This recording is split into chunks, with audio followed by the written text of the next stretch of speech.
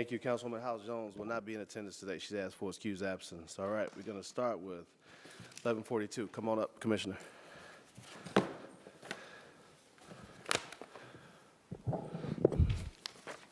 I'm sorry, Inez.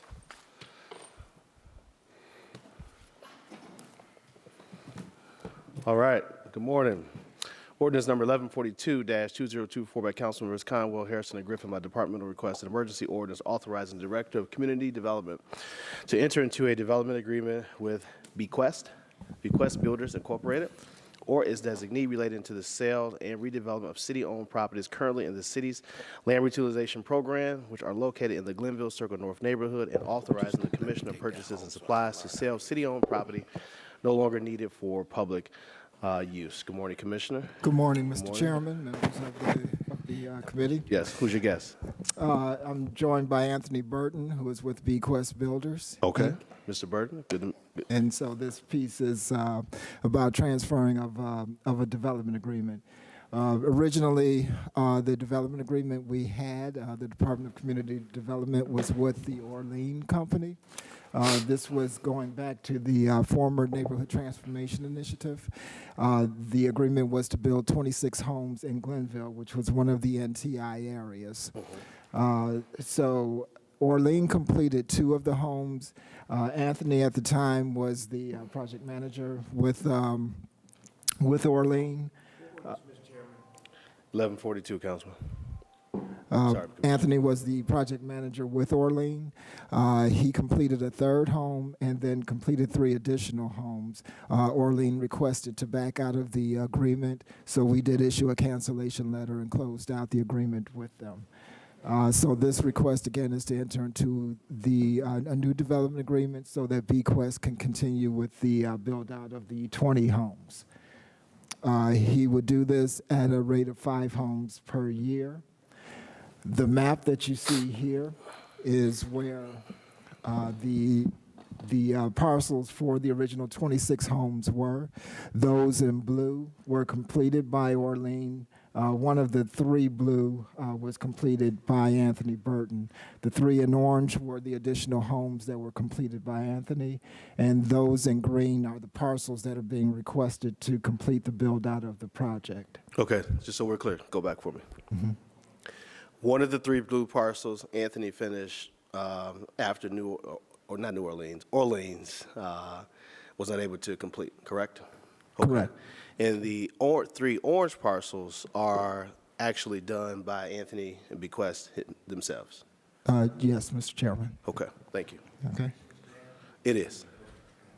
Okay. So this is a list of the parcels. These are the remaining 20 parcels that the locations of them, and you also saw them on the map. And these are the parcels, again, highlighted in red. They're between Superior Avenue to the north, Wade Park to the south, East 105th to the west, and East 118th to the east. So this is an example of the work that's being done there. These 2 homes were completed by the Orlean Company, so just to try to let you see what we're trying to get built there in Glenville. These 2 were completed by the Orlean Company early on. These are the 4 additional ones that Anthony completed under Bequest Builders. Oh, nice. The purpose of the development agreement is so that Anthony can continue with this build out and secure funding for that build out. Some of the interior photos of what's been done here.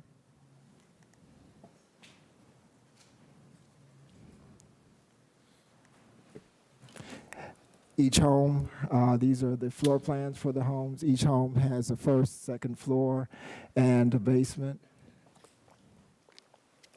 Okay, 1 second, Councilman. Just you can finish that slide. And each has a 2-car garage, which doesn't Sometimes you have to go seem back to be and- coming. You have to just play with it, go back and forth a little bit. Just click the next one. Oh, okay. So each has a 2-car garage with the project. Attached or detached? Detached. Detached. Okay. Okay. So this is an example of what Anthony would complete then in Glenville. So we're seeking approval of the development agreement request for him for the 21 remaining land bank parcels. 21 parcels, although there are 20 homes because 2 of the parcels combined make a full lot for one complete parcel. Got it. All right, thank you. Before we go to Councilman Joe Jones, so typically what happens is if there's a set of parcels, there's 5 or 3 or 3 to 5 or whatever the number is that is advanced to the developer to show ownership of, and then the others are part of some development agreement that says we intend to work with this developer on these lots. Here, Bank A, Bank B, whatever the case is. That is the case here as well, correct? So not all 21 lots are going out the door. They are doing them in phases. To the chair, yes, that's correct. 2 things here. We can release the lots. He can do a regular land bank application, and we would release the lots 5 at a time, and as they are developed, then we would release 5 additional lots. But in this case, again, this helps him secure the financing to complete the project build-out. Okay. I'm asking because there's been other folks who've approached community development and has not been told we're not going to give you 10 lots, 20 lots to go out and do work. When they have completed other projects. They've been given 3 and 4 and 5 at a time, and then once you complete those, then we'll release the next set of lots. And so, or there's some sort of clawback provision if they are not completed within a 2-year time frame or a year and a half, year time frame, that those lots come back to the city of Cleveland in the original condition that they were sold or given to the developer or under whatever contract. To the chair, that's correct. So we would release 5 at a time in this case. Most of the time when there's a scattered site development or a condensed site development, we will release 5 at a time as they're built. Then we release 5 additional ones. Gotcha. So the same provisions would go here. We would still have clawback privileges in the event this build out doesn't occur. So as with Orlean, we discontinued the development agreement, and we issued a cancellation letter which all parties signed to cancel that agreement. Okay, sounds good to me. And I know that Councilman Conwell is supportive of the project. And he also indicated as well that he thought it would be best as you kind of go a small group at a time as you move along. So that way, should something happen, that all the lots aren't tied up and that someone else, in this case, you came in and you saved the day for a company and you begin to do it on your own, that if in fact that is the case again, should that be the case again, we're hoping not, that option is there so that way someone else can continue should that be the case. Chairman, thank you for having me. I'm not Absolutely. Sure this is on or not. No, it's green. There you go. Thank you for having me. I'd like to just bring some clarity to the last portion of that conversation. Sure. So what I have done over the history of being in business and building is found that partnerships are what work in the residential industry because there has been, for the lack of word, bad apples, right? So what we do at Bequest is we develop residential units, but we look for partnerships with each city that we go into. So the drawdown mechanism that we're using is a mechanism that I developed in the sense that we don't pull down lots until a unit is sold, unless we decide to do specs. But when we decide to do specs, everybody knows that we're doing a spec. So in a sense right now, my team is marketing the lots for pre-sale units only, for people that have actually been approved, letters of commitment, approved the designs, et cetera, and then we'll pull down whatever lot may be in the 20. In the springtime, this is what we're talking about, the 5, 5, and 5, we're actually leveraging monies to build spec units. What we're finding is that there's a lot of folks that want to go in the neighborhood, but they don't want to wait 4 to 5 months to have a unit built. Right. So that's why we're moving in a slightly different direction, but our typical direction is that we don't pull lots down until we've got a buyer. Good. So at the end of the reversion clause of the agreement, everybody can be happy, nobody can be upset, and we just roll the land back to the city and say, hey, we're going to try it again, or what do you got? What's the new plan? So that's typically our strategy, and it works. But for now, we're moving to spec units because there has been a demand for units to be up and built Ready to for go. folks to come in. Okay, Yeah. understood. Yeah. Got it. Thank you. Well, I know Councilman Jones is going to talk to you about finding a way to get you over to the great Ward 1. So, Councilman Joe Jones. Thank you, Mr. Chairman. First, I'd just like, to let the committee know here that it's been really difficult to build homes in the city of Cleveland, and don't quite know why. We had a project that was brought, and I went to you, Mr. Green, and we wanted to build at the Grace Mount site. Do you know, Mr. Chairman, we still haven't had not one home developed or built in the neighborhood after 8 years, and we've had developers, but as soon as they get into the city proposition of trying to get things done, can't get through anywhere. Even developers who have been built in this city, thousands and thousands of homes in this city, and then their credentials are called on the closet, let me see what you built. Well, you built 150 homes in my neighborhood over 30-some years ago. And so now, if I want to build a home in the city of Cleveland, so my first question to Mr. Green, I remember how it used to be when Mike White gave vacant lots away for $1 to bring developers in. And all of this stuff that you got going on, Mr. Chairman, is preventing the east side from developing quicker and putting homes into play. Now, let me ask you about, Mr. Chairman, to Mr. Green, Orleans. Who is this? Who is Orleans? Orlean, the principal at the time was Ken Lurie. Is who? Ken Lurie. Ken Lurie? Ken Lurie. So Ken Lurie had these properties and couldn't build? Through the, Can you tell me about it? So what ended up happening, former Mayor Jackson had a RFP go out for an initiative for the Glenville area. And the Orlean Company applied. Who? Orlean Company applied for the RFP. They were awarded the RFP. Then they brought me in on the consulting side and project management to build the units. Okay. The truth of the matter is that it's not that they could not build, but at the time, COVID hit.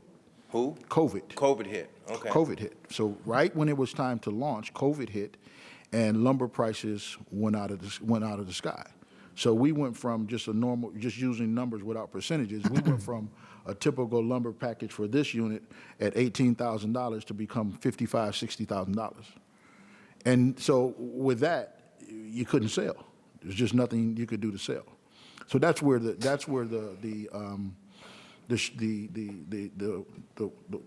concrete hit the road in a sense. Mr. Lurie and Mr. Orlean decided that sort of project, this sort of scattered site project, belonged to a smaller builder that understands the mechanism. So they approached me about taking it, and I said, okay, sure. I come out of the small industry. I was formerly employed by Neighborhood Progress. Okay. So I used to be over New Village Corporation. Okay. So I know single family development, scattered site single family development. and in addition, through the chair to the councilman. Okay. If Mr. Chairman, if I may ask a Sure, go continuing ahead. question to Go the ahead. distinguished gentleman, Mr. Yes. Anthony. After the COVID hit and you saw that the lumber prices had went up, who was the people that told you if you could take the project? Was it the city of Cleveland or was No. it Ken Lurie? No, it was the Orlean Company. It was Orleans? Orlean Company. Was it Ken Lurie too, or just the Orleans and Ken Lurie? It was a combination of the Orlean Combination of Company. both. Orlean Company. So they couldn't do it. It's not that they couldn't do it. They didn't want to do it. They didn't want to deal with it any longer. And then they were able to give it to you. Correct. And then you were able to come in and fulfill the initial agreement. I just want to make sure I'm on the same page Correct. here. Correct. Okay. Correct. Go ahead. I'm sorry, Mr. Chairman, to the commissioner. Yeah, through the chair to the councilman. In addition, we actually issued 2 amendments to that original agreement, trying to make it work. But, excuse me, as Anthony said, COVID hit, and through the lumber prices and other things that happened through COVID, it just became difficult, also to complete. Right. I see. And so then, so these, what we're looking at right now, just to make sure I'm on the same page here, is the properties that they were initially supposed to build on. These were the properties that were in the initial agreement, And that was 20-some properties, and there was 26 to start. 26 total. And you've already built 6. 6 of them right at this moment. And you're going to go and take care of building the rest of the other 20. God says the same. So why is it taking so long for you to develop these properties after, because that was back in 2021? What was the slowdown? Slowdown is just economics. Okay. So Just it plain had and nothing simple. to do with the city? Had nothing to do with the city. It's just plain and simple for the economic. So as it pertains to the city, Commissioner Green has set by me, or I've set by him, from the point of conception of being the consultant under Orlean to now. So we've been together. Been guiding throughout you this through the process. Through the Make sure entire you got process. it. That's good. Through the entire process. There's been nothing wrong with the city. It's been the economics of the world that has slowed the construction down. So is the pricing of lumber still $65,000? Pricing has come down to maybe on an average about 20, 25. I mean, it's come down a little bit, but what ended up happening, when lumber went and it started coming down, then every other vendor and trade around the world saw lumber went up, so I'm gonna jump on the bandwagon too. So now everything is up, So lumber is at $25,000? give or take. Right. So Give or that's take. roughly up from the 21 prices of $18,000. Okay. Yeah, And- but you've got HVAC, you got electrical, you got siding, everything's up now because everybody jumped on the lumber bandwagon. I see. Mm-hmm. And so how much does it cost? And these footages here that we're talking about, these square foot spaces of these houses, what's the average square foot space, Mr. Chairman, to Mr. Anthony? They are approximately. That's your name, That's your my name, last name? Anthony. What's your last name? Burton. Mr. Burton. That's what I mean to say, Mr. Burton. That's okay. That's okay. Not a problem. All right. The average square footage on these units are around 1,400 square feet. They're typically what I refer to as starter units. And how much is the average cost of these houses? About 200 a square foot. How much is the cost? I mean, Well, what is the total the cost? sale If I price? want to buy it, how much is it going to cost? Right now, they're me? being advertised at $332,000.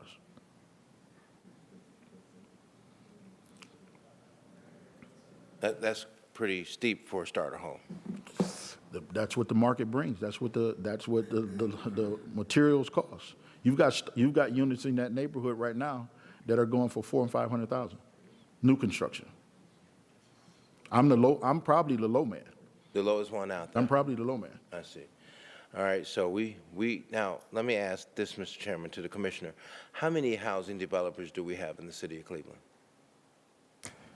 I don't have that answer off the top of my head. I can get back to you with that.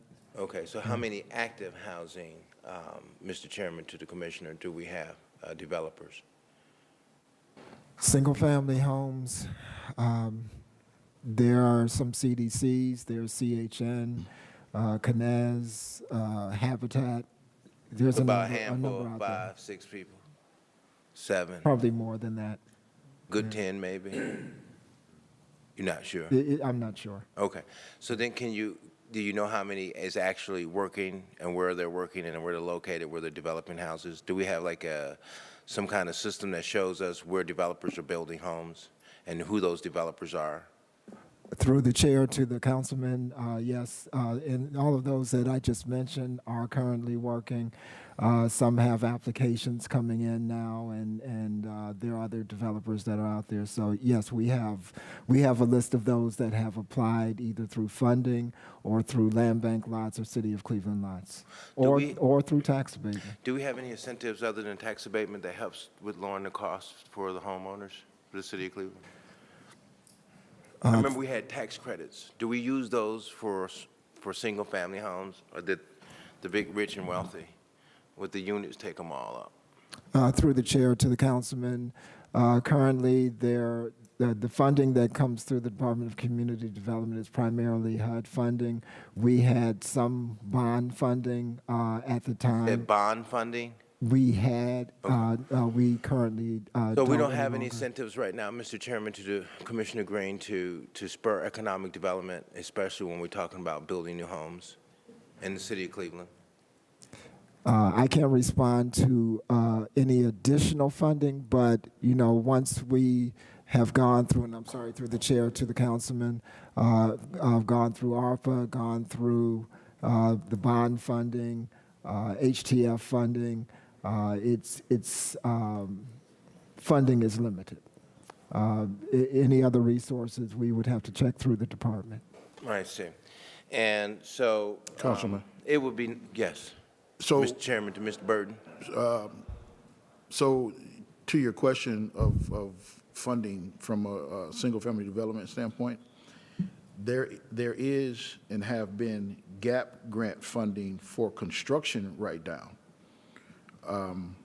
There once was Okay, Gap who? GAP grant funding for construction And where did that right come now. That's in CD, that's in community development under Anthony Bango. There was second mortgage dollars that the city had for years, but within the last 6 to 8 months, it has disappeared. It no longer exists. So buyers don't get, we don't get to advertise, nor does the buyer get second mortgage dollars. The only thing the city's offering right now is a 15-year tax abatement, which my understanding is that that is being modified for the future. So if you're grandfathered in, you still get the already has 15. been. It's already been modified, okay, yep. So it's already been So modified. if he wanted to do new development in Ward 1, it'd be 100%, wouldn't it? Depends on the area. Depends Because on you the have, area. I mean, to cut you off, Mr. Burton, but you have some opportunity in middle in your, Right. in your neighborhood. Because, see, that was one of the discussions here at the table, because the issue is to spur economic development. It's to build new homes. It's to bring more population back to the city of Cleveland. And I would think that this would be a priority. And so this is the reason why, Mr. Chairman, I'm asking the question. We're sitting here doodling around. We had $511 million of ARPA funds, and we could have been using some of those funds to stimulate our market and bring population back to the city of Cleveland. So that's the reason why, Mr. Chairman, to the commissioner, I'm asking, is there any ideas, any concepts, anybody thinking about any type of tools that we could utilize to be able to spur economic development in the city of Cleveland? And that's why we're so stuck right now. That's why we're not doing anything in the city. That's why we're so slow. We're moving like a turtle in this city. And the areas we should be investing in, we're not doing that.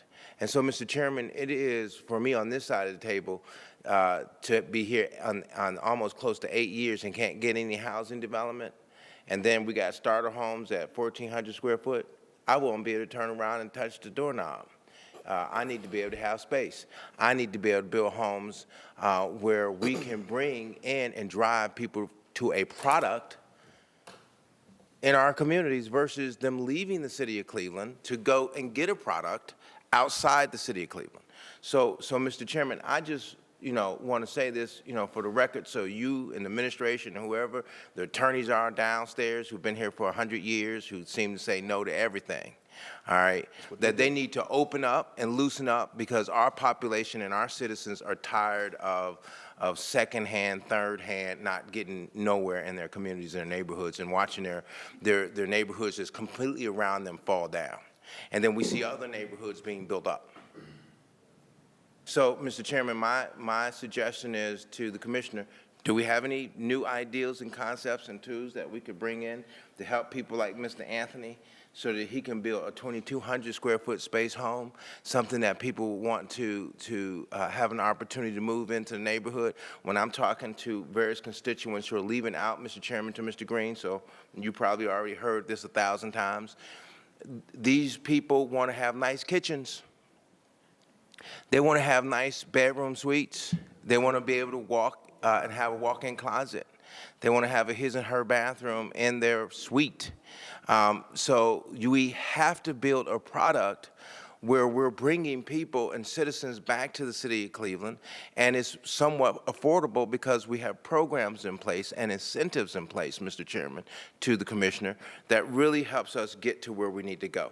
And I don't know, Mr. Chairman, is there any grants on the national level that we could be reaching out to get? Is there other cities that have programs in place that we could learn from, Mr. Chairman, in terms of best practices, Mr. Chairman, to Commissioner Green? Through the chair to the councilman. Several things here. One, there is, under the single-family home umbrella, there are market rate homes and there are affordable homes. And so depending on, what we're talking about here, The cost of a home often in the city has been subsidized to some extent from us. What Mr. Burton has spoken to was actually the bond funds that I was referring to. So there were some funds that were coming under NTI dollars, which were used for down payment assistance, and we used that and marketed that through CHN for the down payment assistance. The gap financing was construction gap, also another down payment assistance. That was from the bond funds. That was a time-limited fund that the department received, and I think that was allocated actually through council. We received $1 million each year. With that funding has not been renewed. So each funding source that the department receives, whether you go way back to NSP, ARPA, the current CDBG, those are all funding sources Right. that are, I guess come at what the I'm time. saying And is that we have to reach outside the box, right? So right now, Mr. Chairman, these are programs that were in existence, right?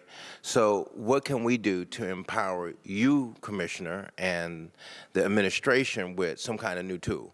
And that was the reason why I asked, what are we looking at in terms of national models that's really moving those cities forward? Have we looked into that? It's a suggestion. If you don't know, don't have the answer. I get it, right? If there's we've given, we got people coming in front of us right now asking for $20 million. And then we have another group that's asking for another $500 million. They want to get out of the city. So the question is, what can we do on this side of the table to take some of those funds that will go to these other places? Technically speaking, some of them don't even need it. And how do we put it into rebuilding our city? Because at the most important thing is, and voters, you see what happened in the last elections.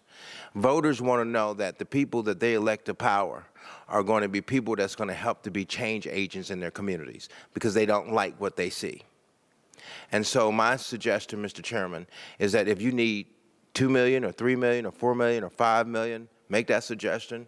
I think, Mr. Chairman, we need to sit back on this side of the table and think about how we can help push this market space. Absolutely. And Mr. Chairman, I yelled. Thank you. Thank you, Councilman Joe Jones. And that's been an ongoing discussion from the beginning of our ARPA gap financing, and we saw the number of projects that were submitted at the amounts that they were submitted, which really showed us the need that we have across the city of Cleveland for not only, Go to single-family homes. but It went to the big boards. some of it, hold on one I second. didn't come to my neighborhood, sure, and it hadn't been in my neighborhood for 20 years, maybe 30 at this point. So some of it went to single family, some of it went to multifamily. Now, we can dispute where the money went, but some of it did go to those opportunities. And So how it many, highlighted, do we know? Councilman, we highlighted the need, that highlighted the need that we have across the city.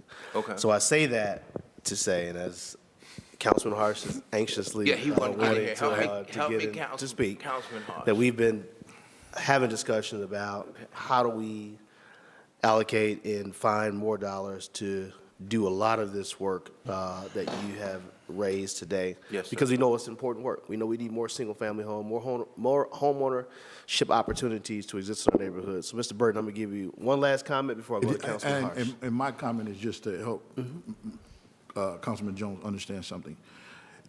For years, all of the tax credits, all of the dollars go towards development, single-family development.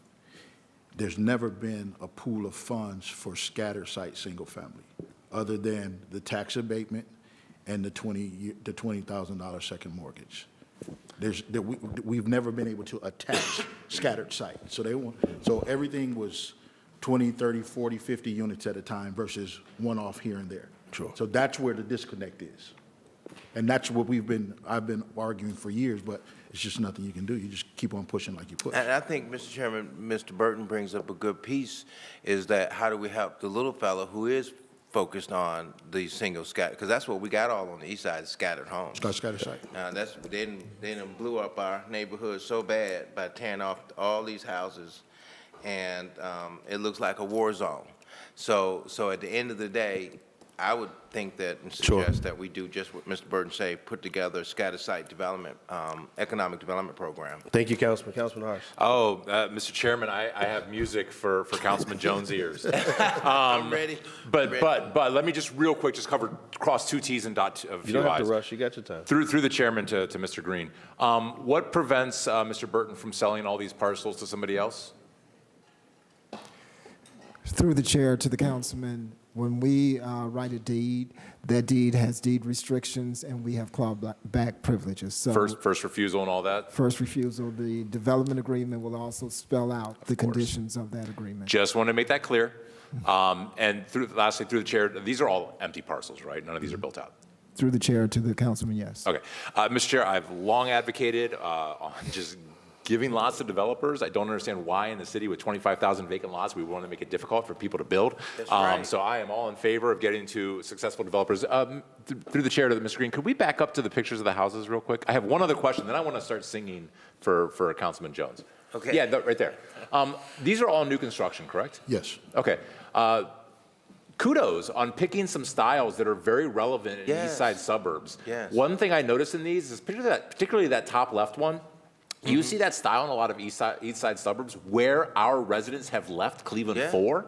And I think putting these houses back on the east side of Cleveland is going to have some sentimental appeal to people who might have spent a generation outside of Cleveland at this point, but know that their grandma, their great-grandma is from Cleveland. I like the idea of bringing some of these styles back into the city. I think that's a very good emotional hook for us. So that's just something that crossed my mind. Through the chair to Mr. Burton, you said right now your construction costs are about $200 per square foot, and these are listed at $330,000 new. Through the chair to Mr. Burton, how long does it take you to finish a house? Approximately 4.5, 5 months. 4.5, 5 months. We typically write a contract for 6 months.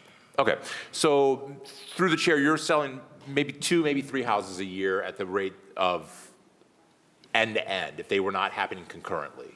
Correct. Okay. Through the chair, that's a good living for Mr. Burton. I don't think he's going to make it to Millionaires Row, but he's doing well. It's a good middle class income, and that's a good pace. However, through the chair to Mr. Burton, how fast would you sell these houses if you could retail them for $250,000 with the same profit margin? Ooh. Pre-sales or specs? Well, I was going to ask that as a follow-up question, but if you were to take this product or a similar product to this and take it to market and say this house costs $250,000, how much faster do you think they would sell than the product which is a good product, but how much faster do you think they would sell? If they were spec units, you could probably sell 10 to 15 a year. And through the 10 chair to to 15 Mr. a Burton, year, I'm 10 to sorry. 15 a year. Through the chair to Mr. Burton, if you could put a product on the market that's 1,100 square feet, 3-bedroom, 2-bath, a more modest home, single floor, but retail it brand new for $150,000, how much demand do you think there would be in the market for those units in the city of Cleveland? 300%. 300% increase? Okay. Mr. Chair, we are working on bringing modular and manufactured housing to Cleveland because that's exactly what we can do with this new construction type. We don't have a builder in Northeast Ohio that currently builds modular or manufactured indoor and ships to site. We are bringing these houses in from Michigan, Indiana, and way downstate. And we are working actively to get a modular manufactured builder in Northeast Ohio. We're looking at Collinwood, we're looking at Opportunity Corridor. We've got the places for them to build a factory where we could deliver product that Mr. Burton could, as a general contractor, develop and put on site and then turn around and retail anywhere from $150,000 to $250,000 brand new. And I agree with Mr. Burton. If we put these houses in the market, the demand for them would be fantastic. There would be incredible demand for a housing between $150,000 and $250,000 brand new in the city of Cleveland. And it would probably be in every single neighborhood. Through the chair to Mr. Burton, what neighborhoods do you primarily build in? So I build anywhere that anybody wants me to go. Sure. But right now, presently, we're in the city of Cleveland. We're marketing the Glenville neighborhood. My realtors are also marketing other neighborhoods. We've had folks talk about Lee and Harvard, Huff, et cetera. I've got agreements with 2 other cities, Maple Heights and the city of Euclid. Okay. Through the chair to Mr. Burton, do you think you could sell these houses? Do you think you could sell a $250,000 new construction product in Union Miles? Yes, Do you think you could sell it in Huff? yes. Do you think you could sell it in, I don't know, you said you're in Glenville, Collinwood, St. Clair Superior? Yes. Okay. Selling is not the issue. Go on. Construction cost is the issue. Construction cost. Absolutely. Selling is never your issue. Write down on construction cost is your issue. Mr. Burton, thank you. Through the chair, thank you. That's exactly what we've been saying. We don't have a problem with demand. We have a problem with supply. And the problem with supply is the cost. And amen to you. Thank you for coming in this morning, sir, because you're exactly right. I've been trying to tell people that lumber prices went up legit, and then everybody else jumped on board, and you're saying the same thing. But the advantage of modular and manufactured housing is it takes place inside a warehouse. You build these modules, you build these units, and you build them year-round. It's never too cold to build indoors. It's never too hot to build. It's never raining on your construction site when you build indoors. And you build these, and you've got the same HVAC guy who shows up on Monday and works 9 to 5 and goes home on Friday, right? And that guy comes in and he does your HVAC on all your units. And you got the same thing with an electrician, the same thing with a plumber, and the same thing with your carpenters, right? This is like, it's like assembly line construction of houses. And then you, Henry Ford, this is exactly the same thing. And then you ship them out to site and you set them down, and we need general contractors that can do the work of setting these down in place and then marketing them. And we are working with the Site Readiness Fund, and Councilman Jones asked a very good question. What money have we put into facilitating more affordable single-family houses? So the Site Readiness Fund is our partner on this, and we are working with them to identify the location where we can bring in a builder, and we are working to attract builders from around the country to come here and set up shop in Cleveland, hire Clevelanders to build these houses, and then install them throughout neighborhoods in Cleveland and rebuild the city one house at a time. And these would all be single family, and we are leveraging the LISC fund, which this council just approved, to write down some of those costs with some of that construction gap and some of those very low cost loans that we can do for scattered site development, because Mr. Burton is again correct that we don't have a problem with building developments. If we've got room for a PUD, if we can clear 20 acres in the city of Cleveland, we'll do a PUD, that's easy. But the scattered site is what we need, and that's hard. And with LISC as one of our tools in the toolbox, and with a modular builder in town, and with developers as experienced and as committed to this as Mr. Burton, we can put these $150,000 to $250,000 brand new, clean, safe, affordable houses in the city of Cleveland. And I agree with you, sir. I think they will sell like hotcakes. I think Cleveland population will go up within a decade if we can start doing this. And this is what really gets my blood going, because this is exciting for the city of Cleveland. And I'm so glad that we're having this conversation right now. My hope is that the only problem we have in a few years is that we are having trouble getting these units into place in time. That the demand is so high for these that we're having a hard time, and that we have to add a second and third shift. Oh, and that's the other cool thing about modular and manufactured construction. If the demand goes up, you just add a second shift. And if the demand goes up from that, add a third shift. You can run these factories 24 hours a day. It's just dudes with hammers and nails building houses indoors. And dudettes. Ladies and gentlemen, yes. All the construction people. Dudes and dudettes. And whatever the gender neutral version of dude and dudettes is, what would that person be? Persons with hammers. Or, you're good. In the words of Good Burger, he's a dude, she's a dude, we're all dudes. On the point, Mr. Chairman. Mr. Chairman. That's what's up. Let him just finish. And I will yield, but through the chair, I'm thankful to Mr. Green for bringing in Mr. Burton today. I believe, and I know for a fact, that there are general contractors capable of doing this work throughout Cleveland that don't have the product that they need to move effectively and efficiently. Stick-built takes time. It takes 4 to 6 months. You can set down a modular manufactured in, frankly, 2 weeks. You pour some cement. If you're not even doing basements, if you get this down onto a slab for even faster, you can easily do it in a month. And speed up the delivery, drop the price, increase demand. Once people see these houses going up for sale, there's going to be even more demand, because people are going to say, oh, you got that, I want that too, right? It's going to be an amazing thing for the city of Cleveland, and I'm glad. I'll just stop there. I don't really have a transition. Can I have a question on that point? Hold on 1 second. Councilman Jones has been live for a point. Thank you, Go ahead, Mr. Chairman. Councilman Chris Harsh has sold me almost on modular development. I got to see what it looks like first, right? And then be able to touch it and feel it where it's already in play. But let me just say this. I'm would love to have a sidebar with you to really understand that and timelines and all that stuff, right? But then the next question I have, Mr. Chairman, to Mr. Green, the Commissioner, or Mr. Burton, if both want to add to it, they can. What's your thoughts about module development in your industry and how you as a developer could work with that? So I, through the chair to the councilman, I think from my standpoint, I was actually at a house drop with the councilman recently. Habitat is working and putting down modular homes.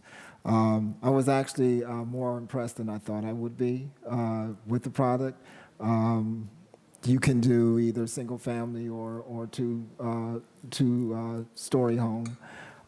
They come with basements if you want to go ahead and put the foundation in. So I think it's a product out there. I think you need all the tools in the toolbox, and you need all types of homes. Not everyone is going to want that type of home, but I think to the point of Mr. Burton and to the councilman and yourself, that the more product you put out there, the more opportunities there are, and people will, if you can reduce the cost, people will swallow them up. Ms. Burton? Mr. Chairman? Briefly, Mr. Burton, we got to move on. I know. 'Cause Thank this you, is- sir. that's a It can go on and That's a on. heavy question. Yes, sir. And both councilmen will be around for you to talk to them. Okay. From a modular standpoint, they work. It's just understanding the timelines and understanding the budgets. So to answer your question, yes, they can work, but you've got to have somebody committed to it. And again, you go from scatter site to almost a production type of deal. So the question then becomes, do you have 3 shifts producing modular panels to assemble on site? Those are the things that you'd have to tackle. But when a modular home is all said and done, looks just like mine. The only difference is you're panelizing versus anything else, but you're still asphalt roof, you're still vinyl siding, you're still brick, still all the et ceteras. Yep. Thank you, Mr. Burton. Okay. Thank you, Councilman. Thank you, Mr. Chairman. Councilwoman Spencer. I'm easy to find. Yes, Mr. Chair, this is always a great conversation, and I wanted to make a point in regards to what Councilman Harsh has shared. So through you, Chair, just directly to you, Councilman Harsh, do you believe that we can do modular at that price point without subsidy? Because my initial understanding of modular is that it has many advantages, including efficiencies, but there's still a gap. Wanted to clarify I am that so point. excited that we're talking about this. Okay. Oh, this is what makes me happy. This made your day. Good. Brief response. Through the chair to the councilwoman, yes, I think it can be done without a subsidy eventually once we get the market moving. Subsidy will help the market get up and off the ground, and just like a lot of markets in America, government has a role in getting the market moving. But once moving, I think the market can move on its own at a more affordable price. I also want to say 2 things. This is brilliant for aging in place because a lot of these units, because HUD oversees the construction of the unit inside the factory, they all have to be ADA accessible from the beginning. So you've got wide hallways and stuff. And the other thing is that I think that we should start toying with the idea of marketing Cleveland to the world as the home of Clefab housing. It's Cleveland fabulous, it's Cleveland fabricated, it's Clefab housing. We're going to bring it to this town. And once we get the market up and running, yeah, I believe it'll be sustainable because I think also developers will start to sort of see that they can move their product, whoever moves the product fastest makes the most money. And that means appealing to the customer base. Thank you. That was all. That's my understanding that where we are now, modular still requires some gap financing to get it to the price point that Clevelanders need. But down the road, it could be a different scenario. It's absolutely cheaper, but we could get even lower. All construction residential requires a subsidy in today's market. To get it to the price point that Clevelanders can No matter afford. stick-built, panel, Right. et cetera. Thank you. It all has to have a subsidy in order to get it to the price points that the council is speaking of. Thank you all. Thanks, Appreciate it. Mr. Chair. All right, just for the guests who are coming up, remember, all questions and interactions go through the chair. All right, I know I'm you're new to it. first time to the table. Thank you, Mr. Berg. You did a great job today, sir. Thank you. All right, see no further questions. Ordinance number 1142-2024 stands approved. All right, thank you. Okay. Please stick around. No, everything you say, I'm sitting over here like. I've got a digital card. Ordinance number 1174-2024 by Councilmembers Harrison and Griffin. My department will request an emergency ordinance authorizing Director of Economic Development to enter into a tax incentive finance agreement with 1030 East 62nd Street LLC and or its designee to assist with financing of the 1030 East 62nd redevelopment project to be located at 1030 East 62nd Street, to provide for payments to the Cleveland Metropolitan School District and to declare certain improvements to real property to be a public purpose. This is a project we've already seen. This is the last part that we need to provide the TIF to Ms. Candy Mashmore. We have heard, we have seen, and the director is going to give us the details of the TIF this morning. Thank you, Director. Ms. Mashmore, Ms. Brown. Thank you, Councilman. Thank you, Chairman Hairston, and as you said, joined by Ms. Robin Brown and Candy Mashmore today for a project that we are extraordinarily excited about, located at 1030 East 62nd Street. Candy Mashmore, CEO of Yaya and Company, has taken on, again, you have seen this before, but the former AGA testing laboratory in Cleveland, Ohio, in its current state today in Councilman Harrison's ward has been a neighborhood blight. Ms. Mashmore has done an amazing job of stepping in and turning this back into a community asset. She has. As we talked about at the past hearing, we are supporting this project in a variety of ways, part of which is with the old vacant property initiative. Thank you very much for passing legislation on that. We also did the chain of title for the tax increment financing portion of that. And so this would kind of be that second piece of it. The estimated 30-year value of this TIF is actually relatively small in terms of tax increment financing. It turns out to be about $163,965, and yet it is vitally important for the project's success in coming through here. I think also very important to note that the Cleveland Metropolitan School District, with this building coming back online, set to make $567,857. Click to that page. Yeah, I don't know. Is that? Do you have that? Yep, there we Yeah, go. $567,857 over the course of this TIF. 50 new jobs is a portion of this. And again, we spend a good amount of time looking at that net increase in taxes after the city's investment in this. And when combined with the school district earnings, again, after the investment of the TIF, we are looking at net increase in taxes in excess of $1.7 million over the 30-year time period of this. All right. Thank you. I should call you Mr. Chairman. Thank you, Director, for the information this morning. Again, this is the last piece that is needed to provide the TIF for Ms. Candy Mashmore. We've heard all about the great things that you are doing with the property here. As I said before, this is a property that has sat for a very long time, and I went through many people along with Famicos and the Land Bank to find someone to take this property. They called me up and said, "Hey, we think we got a hook." All right, we need the sinkers. So, Council, we got to get over here now and have that conversation. So it worked, and it has been a great partnership, thus far, and I'm confident, moving forward that it'll continue to be a great partnership. Just so much stuff was inside that building that she has cleared out, and the neighbors are excited to have her on the street.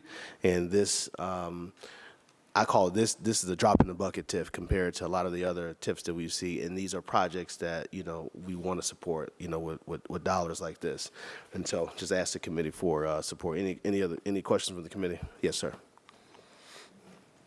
Thank you, Mr. Chairman. We've discussed this project at length, so I won't get back into it. It's a great project. Thank you, I would just say that, we should make these TIFs rain all over the city. This is a vacant building that Yep. is incredible new life is going to, without hesitation, we should make these TIFs and these job incentives rain everywhere. Talk about a win for the city of Cleveland. Yes, sir. So great project that we discussed at length before. And I would just encourage us in every ward in the city to do this. This slide alone tells you, in addition to the wonderful project, economically why this is a great approach in general for the city of Cleveland. Thank you, Mr. Chair. Absolutely. Thank you, Councilman. All right, see no further questions. Ordinance number 1174-2024 stands approved. Thank you for your patience. All right, here you go. Thank you for sitting through my manufactured. Mr. Teicher, Appreciate you all. can you see if Director DeRosa or Suzanne can come up for the street vacation? 1176. Everybody will learn how to do it if Do you want to do 1175 first? Well, Do you want to do storefront? Yeah. 5 years in China, so I learned the medical. Yeah. I lived there for 10 years. Let's get the market moving. Congratulations. Thank you, Mr. Absolutely. Okay, I'll give you a call. Thank you. All right.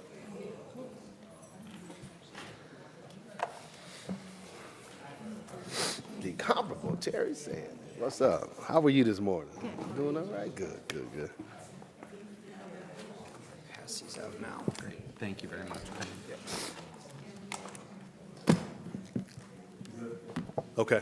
All right. Got it all set up. Yes, sir. Thank you. Gift for you. All right. I wish I had some storefronts in my neighborhood. Are you doing the storefront program now? Giving them a call. Okay. Oh, so you gonna be doing it now? Okay, good.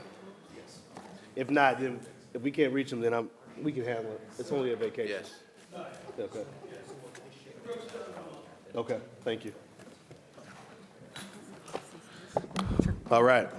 Ordinance number 1175-2024 by council members Harrison and Griffin by departmental request, an emergency ordinance to transfer the operations of the storefront renovation program and the commercial revitalization program for the Department of Community Development to the Department of Economic Development, and authorizing the Director of Economic Development to enter into contracts under the commercial revitalization program and rebate agreements with storefront renovation program applicants, and to employ one or more professional consultants to implement the programs. Good morning, Director. Just so the committee is aware, we will have a presentation this morning, but we are going to come back to have a more detailed conversation and presentation, because I know this conversation, as did the new construction residential homes conversation, caught fire and could have went on and on. We know this is a conversation that can go on and on as well, and so we want to make sure that this conversation receives the attention it deserves. And so this will not be our only discussion regarding storefront. We will come back to this committee to discuss it in greater detail at another date as well. All right? Thank you, Director. All right. Thank you, Mr. Chairman, and thank you for having us today. I do appreciate your time. I am joined here today by, as you mentioned, the incomparable Terry Sandy, who has spent, I believe, 33? 43 years serving the city of Cleveland and doing an extraordinary job of guiding this program, as well as Kevin Schmatzer from our department, who's done a ton of work on this. I actually greatly appreciate the conversation you were having around the housing today and that stimulating the economy, and I'm excited to be here because I view and have always viewed the City of Cleveland storefront renovation programs as one of the most impactful programs in the entirety of the City of Cleveland, and I have seen firsthand, along with Councilman McCormack, the work that this can do, and I think so important, as Councilman Harsh was talking about earlier and Councilman Jones, the ability to stimulate markets.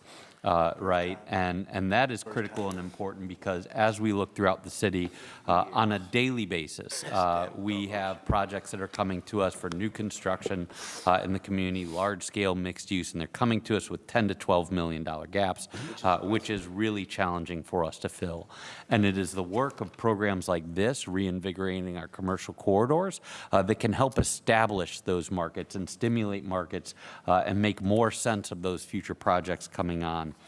And so, I think as we look at transferring the storefront renovation program from the Department of Community Development into the Department of Economic Development, there are a handful of reasons why we feel that this is so critically important. First of which is creating more alignment for small businesses and Main Street property owners, right? Again, I have a long history of working with this program. From the outside, it always kind of drove you a little bit crazy. You were always working with small businesses through the Department of Economic Development tools, unless, of course, they needed a sign, in which case you had to go to an entirely different department, or those kind of small commercial property owners who are used to interacting with folks from ED and kind of got sifted off. So I think that this makes it more streamlined and allows us to combine with some of the other tools in economic development, which we'll touch on in a minute. And then also, I think maybe most importantly, moving on from community development block grant funding from this program and moving it on to general fund dollars removes a ton of different complications and regulations that is going to make it substantially easier to use. This is also where, and I'm going to have Mr. Schmatzer and Ms. Sandy talk about that in just a second. But I also kind of want to note with that we are preparing for. We spent a lot of time looking at how much this program has been used over the last several years. What is kind of those funding allocations and kind of what we can do in economic development. For the past several years, it's averaged about $450,000 a year, right? So we are committed to allocating in year one of this between $400,000 and $500,000 of departmental resources to get it started. I want to mention that only because with rebates up to $50,000 for building renovation, those dollars could go very quickly, right? There are a lot of regulations that exist today that won't exist tomorrow that are going to make this easier to use. And so, again, I think we want to be prepared for what that might mean coming on. Again, I think also part of that why the ability to combine this program now with other economic development programs and pairing them in ways that make sense for small commercial property owners and businesses.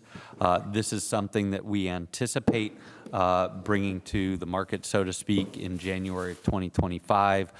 Ms. Sandy has graciously agreed to stay on. She is, I think, looking forward to retirement, but has graciously agreed to stay on while we hire a potential storefront renovation program manager replacement that she will train so this individual knows what they're, kind of doing before she steps aside. Thank you, Terry. And so that is kind of our next step. We're in the interview process right now of looking at, who that replacement may be. We do anticipate, again, capacity is an issue today for this program. We expect it to be an issue tomorrow, certainly as we remove some of these regulations. And so we are looking at that additional design specialist to come in and build that capacity going in. One of the things that we are really looking forward to, as you all know, not all neighborhoods are created equally, right? And so looking at kind of tiering off this program to have financial incentives that reflect a market rate neighborhood versus a middle market neighborhood versus a neighborhood of opportunity, right? I look at several of the places, even in, I live in the Buckeye Shaker community, many of the buildings that exist there probably need a higher cap than a place like Ohio City where I spent 15 years working. So, spending time really trying to understand that. And so, again, we will be looking at evaluating what this means. There are a lot of things that you currently can't do with the storefront program because of those CDBG regulations. And so we're going to be spending some time looking at the possibilities of that in this kind of year one as we reopen. And then what are the companion tools that we can add to this that make it more effective? But with that, I do want to give the opportunity for Mr. Schmatzer and Ms. Sandy to weigh in on why they think it is so impactful to transition from the CDBG dollars into these general fund dollars and what this could mean. We appreciate the comments, Director, but we can tell you how impactful it is. That's right. CD is coming to ED, okay? Right. Yes, sir. Just look Tell at them, your Mr. frequently Chairman. asked question list, all right? You can't, you have to, maybe, well, we used to, but not anymore. Oh, okay. No, there's a lot that we can give you, but thank you for that, Mr. Smonson. Thank you to the chairman and to the rest of Cleveland City Council. So I have worked over the years in my career here at City Council, with City Council, with the Department of Economic Development, with Terry Sandy on many projects, entrepreneurship projects. And when we've utilized economic development tools and then looking at storefront renovation, we have a great dialogue to, it's always what tools should either of the two use. And I say that word either because of what Director McNair said with some of the funding restrictions of CDBG, we couldn't use those in collaboration. It was very, very difficult. And many a times the small business clients needed the additional help of both, and we couldn't do it. There have been some times when we have done it, but it was very difficult together to get it done. Most recently, Docs on Harvard. But I will tell you an example where the small business was looking at a vacant building in Councilwoman Spencer's ward, Banter Beer and Wine. We looked at doing some financial assistance. The councilwoman was looking to put some funds in.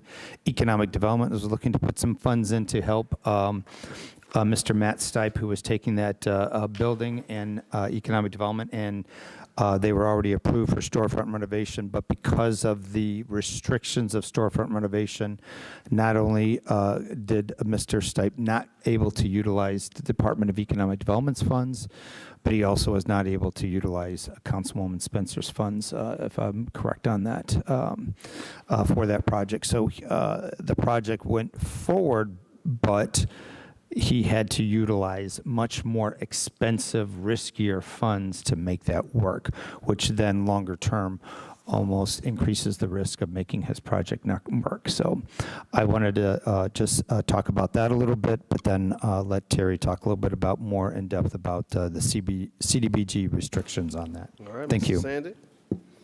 Thank you to the chair and council. Thank you for having me. Hit it to green for us. Hit the button to green. Okay. Oh, sorry. Thank you. Thank you, council and chair, for having me. To Kevin's point, specifically about Banter, the primary difficult regulation that caused Mr. Stipe not to use other city funds was CDBG prevailing wage. So when prevailing wage is used on a storefront project and that applicant wants to use economic development funds, then those prevailing wage rates apply to any interior build out as well. So when you're already paying $62 an hour for the painter and $50 for the electrician per hour, and then you add it all to interior, it doesn't make it a good deal. So Kevin is right. We would always say, look at what economic development has to offer. You know what we have to offer, a 50% rebate up to $50,000. Make your choice. So we are really excited about the idea, though we don't have to say that anymore, and that we can all be sitting at the table together, coming up with a plan for that business owner or building owner that works to their advantage, instead of just how to help them avoid a difficult regulation. I wanted to bring attention to the slide that we have up. We just finished this project in Slavic Village in October. We received the rebate disbursement request in November. This is Rose Kinsel's building at 6408 Fleet Avenue, and it's diagonally across from the Red Chimney. And we worked with Rose for about a year on the design with her architect, and she hired a general contractor. And she went under contract at the beginning of June, and she finished at the end of October this year. So that's very exciting. This was a $111,000 investment in Slavic Village with a $50,000 rebate. And we wanted to share this really cool under construction and before and after with you with Rose's project. We've also passed out for you lots of handouts, just kind of reacquaint you with the program. One is our design manual, which is based on the Federal Secretary of the Interior's design standards, which we intend to still use. We use these, of course, in landmarks districts, but we use them generally in every project that we look at. This was put together by our original designers, Frank Piccirillo and Tim Barrett. Tim is still working with us. The other is our 40th anniversary project sampler, which we delivered in March to you, but wanted to bring back because it's a really nice book of not only every project we completed in 2023, but also has a 40th year commemorative section. So you get to see pictures of us when we were young in here. So other than that, I've also brought the frequently asked questions, which, yes, have a lot of exclusions, and we are going to be working with economic development to see how we can make this easier. I've brought what is currently under construction this year and what's completed so far this year. So you could see what we're dealing with as far as accomplishments or under construction this year. And then the last handout was a spreadsheet of probably the more serious in-development projects right now. There's always a much longer list, but people tend to come in and out of the program and disappear and then come back. But the ones that we've listed here are the ones that we've had more recent communication with. Director, Yes, ma'am. is the presentation done? Yes. Okay, we're done. So I don't have questions, but I'm going to open it up to my colleagues, and I have Joe Jones on the list. Councilman Jones. Thank you, Chairwoman. I really appreciate it. First, I'd just like to start out, I've always, over the years, gone all the way back to about 20-some years ago, enjoyed Mrs. Sandy. She's always been straightforward and worked with us to try to think about how we could, over the space and time, to bring storefront renovation to the east side of the city of Cleveland, and certainly to the southeast side of the city of Cleveland. And what has been really frustrating for me, Madam Chairwoman, to the administration over the course of years, we knew what the problem was. We knew that business owners on the east side may not have been as wealthy and rich and lucrative as other neighborhoods, and they couldn't afford all of the add-ons. And it just brings me to the frustration sitting here at this end of the table. Block grant was created for the purpose of helping neighborhoods that are stuck, where there's no economic development happening, to help jumpstart those areas and those communities.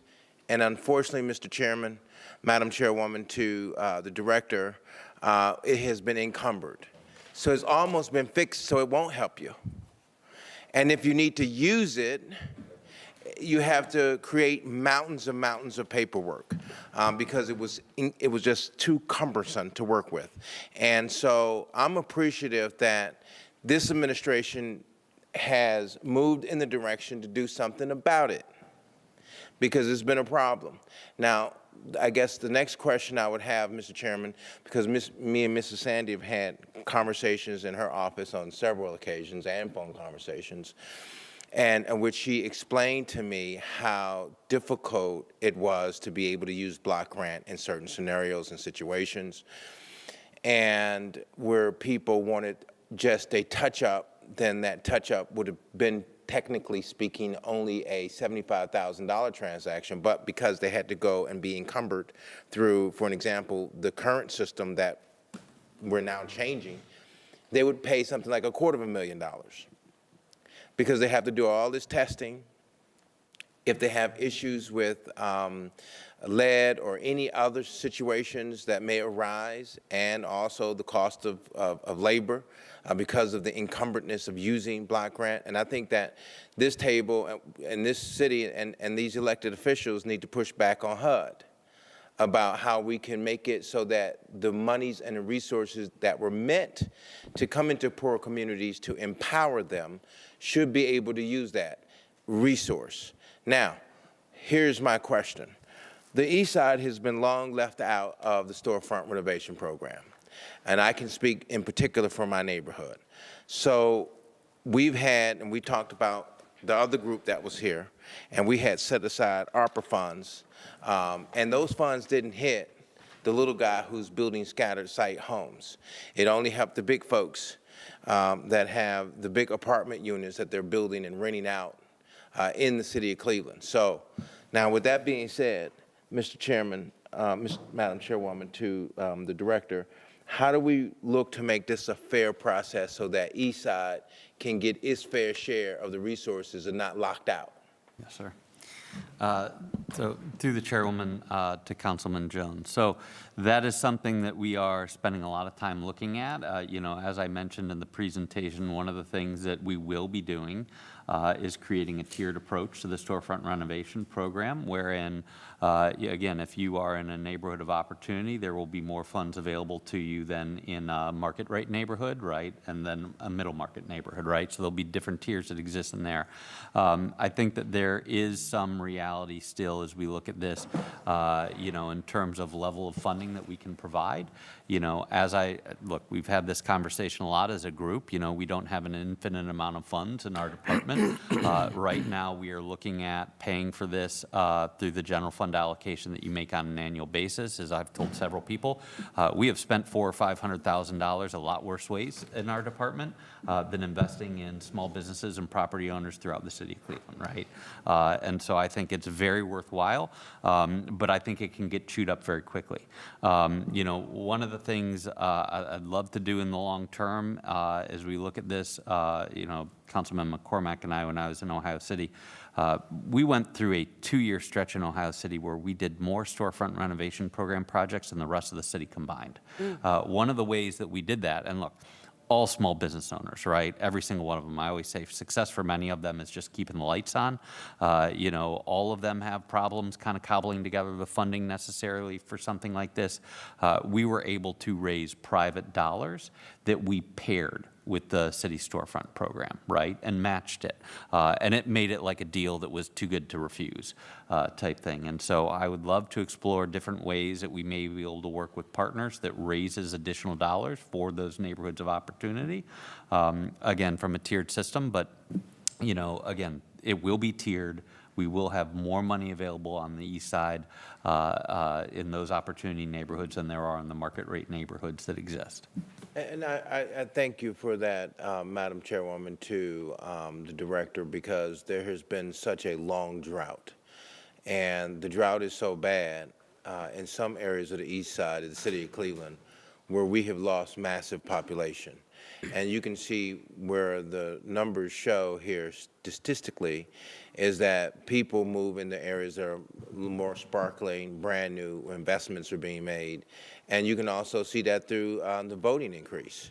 You know, the east side is, you know, doesn't have the same voter turnout because most of its population is left or moved to the west side because the west side looks so nice. So I'm thankful, Madam Chairwoman, to the director that the administration and your administration is working to change this program up so that it will have the opportunity to impact all of the city of Cleveland, not just certain locations. So, Madam Chairman, I don't want to wear it out. I'm for this. I appreciate this move, and I'm praying that just about every single store in my neighborhood need renovation. I think we got the docs that were done, and I thank Kevin Smosser for his hard work and your department for your hard work on making this project a reality. But we need maybe 35 or 40 renovations. And we've had a lot over the years that had been in the program, but they could not afford to do it because it was too cost prohibitive because of utilizing block grant funds. So with that, thank you, and thank you to the administration. Kudos. Look forward to being a partner with you and helping to facilitate storefront renovation in our community. So it's a godsend. No further questions, Madam Chairwoman. Thank you, Councilman. Next up, I have Councilwoman Spencer. Thank you, Madam Chair. I am supportive of this legislation, but with everyone at the table, want to take an opportunity to make sure I'm walking away with a couple things clarified. And also through our chairwoman, really want to thank Ms. Sandy for your service. That is amazing. Thank you so much. I love the pictures, the original, that's awesome. Thank you. So the original 4 storefront team. So I want to briefly touch upon a couple things. One is the the rebate scale, is more detail known at this time about the rebate scale, or I understand it at a concept level, or is that still in development through the chairwoman? So through the chairwoman, Councilwoman Spencer, nothing is set in stone yet, right? Like now, I will say kind of where I started, right? If right now we are looking at a 50% rebate up to $50,000, that is the standard across the board, and we put $450,000 into this, you're talking about what, like 8 projects throughout the city of Cleveland, 9, right? Like, it's not a ton, right? So it's not something where we can drastically do it and you only do 2 or 3 of these, right? But again, I think we want to start moving in that direction. So the idea would be, and still idea at this point, that remains a $50,000 rebate, 50% across the board. It's easy math, right? $50,000 in a middle market neighborhood, up to $40,000 in a market rate neighborhood, up to $60,000 in a neighborhood of opportunity. Again, I would love to start figuring out ways where we can continue to juice that. That's going to require more money. I think we are also looking at potential ramifications of, while certainly not the issues that exist between community development block grants and the strings that are attached, once you pierce $50,000, right, it does trigger a variety of things from a financial perspective. And is it the prevailing wage or just the OEO, right? Chapter 187, Chapter 188, right? Which again, we can make people very eyes wide open. You know, again, that can be a good thing. We also have a lot of minority contractors that, for a variety of reasons, aren't getting certified in that program, right? So there's a few things we need to work out, but that is the intent at this point. Okay, thank you. And then my only other question was, this is a big deal, switching from block grant to general fund. Does anyone know just what is the total to operate the entire program, including staff? So this would not affect staffing. This is just changing the funding for the actual projects from block grant to general fund, through the chair. Through the chair to Councilwoman Spencer, no. The staff would move into the Department of Economic Development as well. Right. Right, so they are going to be a part of that. And they will also now be part of our payroll and not paid through Community Development Block Grant. But related to, yeah, that was the question. Yeah, and thank you. So does anyone know, through the chair, what is the total annual budget for the storefront program, including staffing and program expenditures? Yes. I think it's an interesting one, knowing that we're going to be heading into budget hearings. Yeah. Yeah.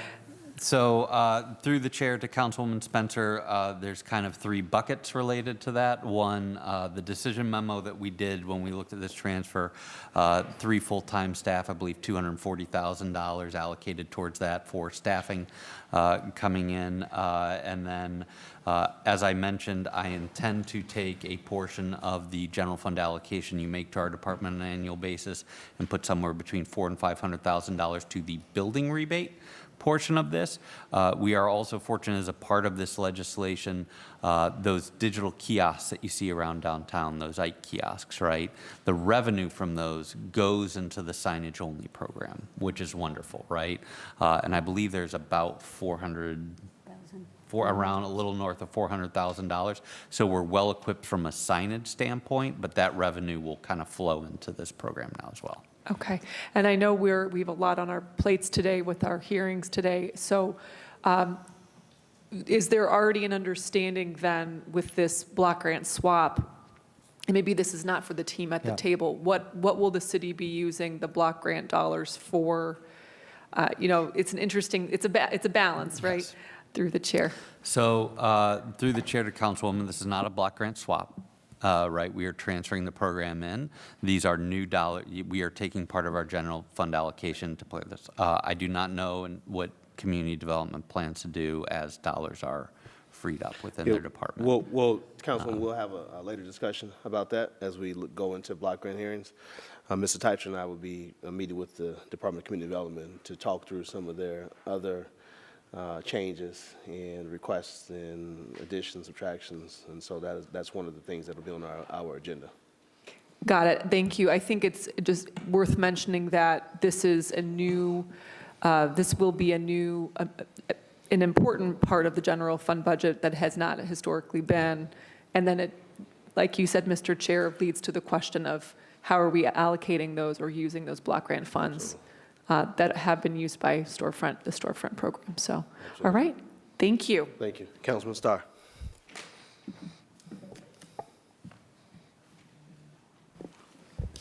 Thank you, Chair.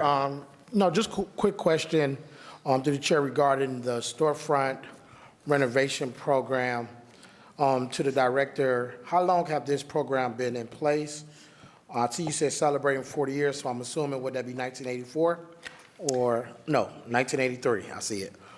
And based back in 1983, what was the actual intentions for the storefront renovation program versus what the intentions is now through the Chair? I will defer that question to Ms. Sandy, who has been the longtime steward. Okay. Sandy? Thank you to the chair, to the councilman. I wasn't here either in 1983, but when I did come in, the intention was and still is to improve the exteriors of our primarily commercial main streets, our retail districts, in a way that stabilizes the building, brings them back and respects their original architecture, and then makes them functional for the current or new businesses to come into the retail districts for the benefit of the surrounding residents and visitors. That has been our intention all along. We follow the Federal Secretary of the Interior's design standards. That is a block grant requirement. It's also a Landmarks Commission requirement, but it also just makes good sense to respect the architecture of the buildings and their history. What we've run into most recently over the last few years, which is unusual for the storefront program, is that many of our masonry buildings need a lot more work than they used to need. A lot of the upper facades of our masonry buildings, the lintels, the steel beams that hold up the upper facades are failing. That's when you see bricks shifting or tilting forward. And other cities have actually had a couple buildings collapse recently. That is something we take very seriously. So one of the good things about a higher rebate at $50,000 is that almost all of our masonry buildings that we've been working on last year and this year are literally where the upper part of the building is being disassembled, the steel beam is being replaced inside, and then the upper facade is rebuilt so that that building is not only attractive, but it's actually stable. So that's something that we didn't have to deal with as often, but the age of these buildings is making that an everyday occurrence now in terms of masonry buildings. All right, thank you. And from that standpoint, could you briefly explain what is the actual process in order for someone to qualify to enter into the storefront renovation program through the Chair? To the chair, to the councilman. So that is going to change when we move to economic development. Currently, because of the federal block grant requirements, there are a whole lot of eligibility questions, such as, is it a building use that would need a phase 1 environmental? Is it located in a flood zone? These are all block grant requirements that we check at the very beginning, besides just looking at the actual structure and what kind of use does it have? Does it have a walk-in retail use? So things that are actually going to go away that should make it simpler is that we won't be looking at those things. We won't be filling out Uniform Relocation Act forms. We won't have to do a lot of paperwork that goes with environmental review or even historic compliance reviews. We will still be respectful if the building is in a landmarks district. Those will still go to a local design review, and then we get administrative sign-off from landmarks. So that would still be part of our process. But a whole lot of the things that make people walk away before we've even talked design, which is a bunch of federal regulations, will go away so we can start the conversation with design and what the building needs. Okay, so through the Chair, so from the history since 1983, do we have like a record or a number to show how many storefront programs have the city enter into? And in addition, what wards or what areas or what neighborhoods have the storefront renovation program been completed in? I asked a question because when you say community development with block grant, I think about the actual intentions for CDBG versus the usage that the city of Cleveland have been doing for quite some time. And it gets back to some of the things that Councilman Joe Jones hinted at. One area or certain areas are able to get the dollars and certain areas are not. And I'm trying to get to figure out is, are we using reporting and data for the whole overall city, but mainly from the data of certain areas where they're able to utilize CDBG. So through the chair to our staff, I would like to make a recommendation and a request for us to see how many storefront renovation programs have the city entered into since 1983.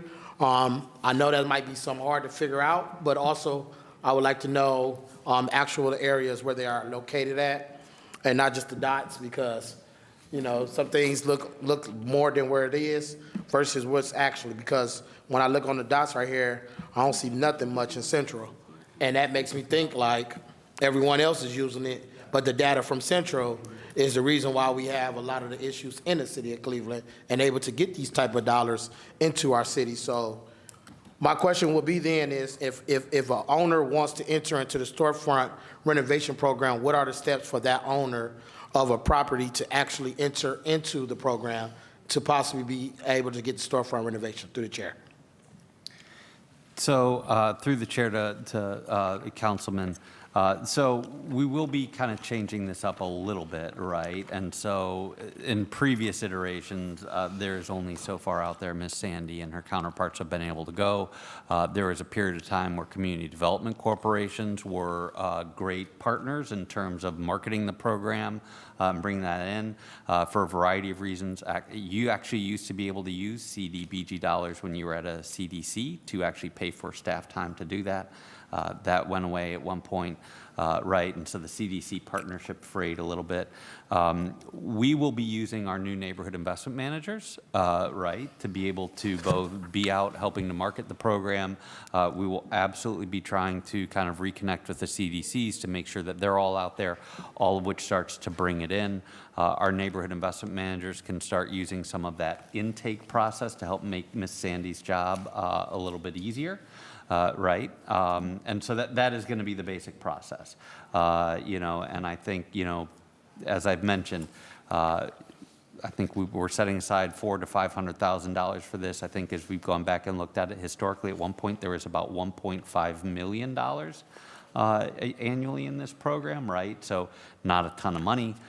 We may have to look at like time stamping stuff to make sure that we're, you know, ensuring who kind of got into the program first. Just to make sure that we're being fair about access to it. All right, and thank you. And then I definitely would, my last question, Chair, or understanding is, so the city requires for the store owner to put up dollars to get their repairs, and on return they get reimbursement to a certain percentage of money back refunded for entering into the storefront program. So what happens if you have a store owner who inherits a property that's been in their family, and they're asking the cost of the renovations is around $70,000. So now they have to come up with $70,000 in order for them to enter in the storefront program. Meaning, if I have $70,000 to put up, why would I be coming to the city to need that resources if I can do it? So as you're revamping this program, I think we should also look at the times that we live in, the labor, the cost, the supplies, and asking store owners to front load something, because I don't believe not one owner of any property just want their property to look like anything. They want to make sure the outside looks good. They want to make sure the building is upkept.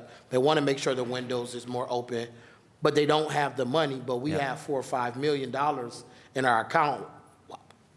I mean, it seems like you're back to square one no matter what when it comes to helping people. And that's some of the things that these last 3 years I am getting frustrated and having challenges with government is we always asking people in poor neighborhoods, in poor cities, who's trying to make $1 out of 15 cents to front load thousands of dollars but the city has money to reimburse you, I think that is backwards. Yeah. I really believe that we should look at just things that we can make changes. Now, I understand federal guidelines have certain rules and restrictions, and I know you mentioned going away a little bit from the community development block grant strategy because that causes a lot of different things. And if we're going to use general funds operating dollars, I believe it would be in the best interest if we could have different type of projects and opportunities for people to actually enter into this program and possibly use the money that they will get back on reimbursement to actually do the work. And I think of Paul's Store, which has been in a staple in Ward 5 since the 1930s, 1940s. Paul's Store needs renovations, upgrades, outside. They need also coolers, everything. But Terrence Williams don't have that 60, 70,000 just to front load and still operate and keep staff in. But if he does a $60,000 renovation, he's entitled to possibly a $30,000, $40,000 on reimbursement. Yes. So why don't we help them with the $30,000, $40,000 of renovations? And if he can make the extra additional $20,000, $30,000, and if we one day get to a point where we changes the usage of casino, a council person possibly can help that person. And that's called making impact changes in the neighborhood as opposed to saying, we just can't do it. So I just want to make sure I just reiterate that as you revamp the storefront renovation program, we have to think about the times and the people in our city. How can we help them? Not just say, bring the money up to yourself. Just figure it out. And if you can't get the money, we're going to reimburse you. Yes, that sir. is the worst strategy that you can ever think of to tell someone who making end meets to do things like that. And I yield, Chair. So, may I respond? Thank you, Chairman Harrison, to Councilman Starr. I'm not sure if you saw just how big my grin was getting there. But you'll notice in the legislation that, one, we do talk about grants, loans, or rebates, right, as we continue to evaluate that. There are a lot of reasons that the rebate is set in place here, but this is also one of the advantages we've been talking about how we may be able to pair tools that are sitting here. We have a great program called the Neighborhood Retail Assistance Program that offers very low interest loans to people that you would be able to deploy for folks to be able to take a loan, do this, get a rebate, come back on, and kind of take on that smaller portion at a low interest rate spread out over time. So we're spending a lot of time looking at that. Yes, and off the record, I'll reach out to you, and I definitely want to connect with Sandy about Paul's Store, because they definitely want to make sure we get some resources to him. Terrence Williams, who is his son, who is the owner of it. Thank you. Yes, sir. Yeah, it needs it. You know, that store's been there a very long time. Okay. Very long time. Final comment from Councilwoman Gray. Thank you, Chair. I just have a couple questions to the director and also to Kevin, our Kevin sponsor, who works with me 100 man in Ward 4. So We can't hear you, Councilwoman. Turn the microphone around. There. I have a question or two for the director and also with Kevin, who works with me in Ward 4. When I first came into the door, he'd been walking the neighborhood with me constantly and have done a tremendous job with with a couple of the businesses, and they got through the loan and the steps, and they are really thriving now. So much appreciation to that and what you brought to Ward 4, as well as working with the director, who's not only my neighbor, but my constituent as well. So hello to that. So that's a plus for me in Ward 4. So, but my first question is this. I'm going to tailgate on Councilman Starr, a little bit tailgating on my colleague Joe Jones, which these are excellent questions. My question is this with the storefront. And Sandy, thank you too. I want to say thank you to Sandy. When I first came in 2022, I sat with Sandy for 2 hours and she just walked me through the entire process. So I just want to thank you for that information of helping educating me on your position of what you have done with the storefront. But my question is this. Now, my understanding is what Sandy does in her position was to where the business owner have to put the money up front and then they get paid after that's done. Whereas what Kevin does with the program that Kevin does is that either, it's different with the storefront, correct? Will that change over to what is done in economic development, or what you are doing versus what Sandy done? Is that structure going to change? Because he has a loan, you have a loan process. Yes. And then that loan process is part of the storefront. But however, what Sandy did was money up front, then get, and then they get refund. Rebate. So how's that going to work? Gotcha. And so Councilman Starr, I'm going to let the director answer too. Councilman Starr just asked the same question as Yes. well. And so the response from the director is that in the ordinance allows for loans, grants, or rebates. So depending on the situation, depending on the circumstances, it could be a loan, it could be a grant, it could be a rebate. And so this allows the department to be more flexible in how they administer and put dollars out onto the streets. So it will not be in the same way as it currently is, and it's only strictly a rebate. No. Okay, then that's a great answer, Chair.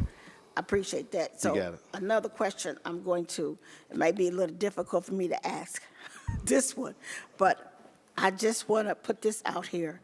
Now, when some of the businesses do get the storefront and they get the refund or the rebate back, how is that, Chair, to whoever want to ask this question, how is that determined if the complete storefront is done, if not only a small portion of the storefront is done, and how much money is allocated to a small portion, but they get a full refund?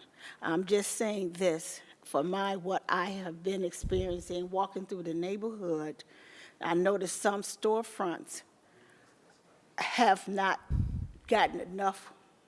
They might have changed one little section.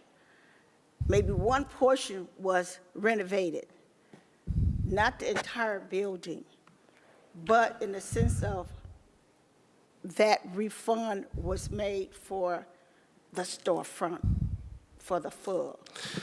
Ms. Sandy, Director, I'm happy to respond, Mr. understand Chairman my and Councilman. question? I do understand your question, Councilwoman Gray, and first I will say, I think one of the things that kind of differentiates the storefront renovation program is it delivers extraordinarily high quality projects, right? This is not a program that is meant for very small Band-Aids onto buildings. It's just kind of like a maintenance or repair program. There is, however, if you look in here, what they refer to as a step one rebate program, which can go up to $15,000 for what you're talking about. It may not be for the total building renovation, which might be too expensive to do for somebody at one front, but maybe they're looking to bring back part of that ground floor. The only thing that the program needs to do is ensure that the rest of the building is at least code compliant. Right, because we don't want to have our dollars going into fixing up a storefront and making it look nice, whereas Ms. Sandy said maybe that stone lintel up top is not safe and might collapse on somebody, right? So, but there is the ability to do, yes. There are different levels. Yeah. Okay. And also, the second part of that question, if someone have multiple buildings, multiple business commercial buildings, how many times that they can apply for the storefront to continue to get rebate or funding for multiple buildings all the time? And the buildings, I just leave it like that. Yeah.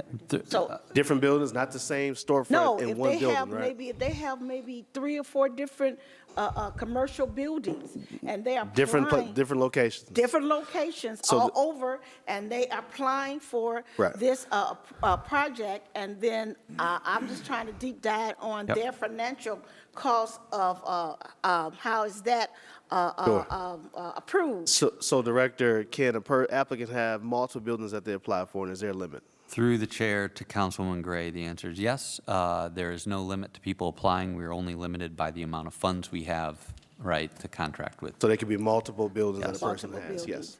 yes. Okay, all right. Okay, well, that's a good answer, because I know we got a lot going on over there on Buckeye Road. Yes. Okay? So, anyway, and also with southeast side, what Councilman, my colleague just asked, there's a lot going on. We know a lot of business, chair to the committee, we know a lot of businesses have multiple businesses over there, and they've been in dire need of renovations, and just say the least of their financial income have not allowed them to get these applications, get approved for this. So, and since we're now investing on the southeast side, and we are working together, us three council people are working together, just want to have an understanding how this is going to improve the investment, the economic investment in on the In your southeast neighborhood. side, in No, our we get it. neighborhood. I hear you loud and clear. The director and Ms. Sandy and Mr. Sinatra is going to hang around for you two to take any other questions that you have, because we got to move on, okay? We have folks waiting on us, and we thank them for their patience, okay? All right. And again, this will come to finance as well. This is our first stop, and we're going to bring the department back to have an even deeper dive into this discussion, all right? See no Thank further you, sir. questions. Ordinance number 1175-2024 stands approved. Thank you. Thank you. All right, you're welcome. Thank Appreciate you. your time. Director DeRosa, come on up real quick. Resolution number 1176-2024 by Councilmembers Polinsky, Bishop, and Harrison by departmental request an emergency resolution declaring the intent to vacate a portion of East 166th Street that is located down the middle between Ward 8 and Ward 10. Please excuse his tie.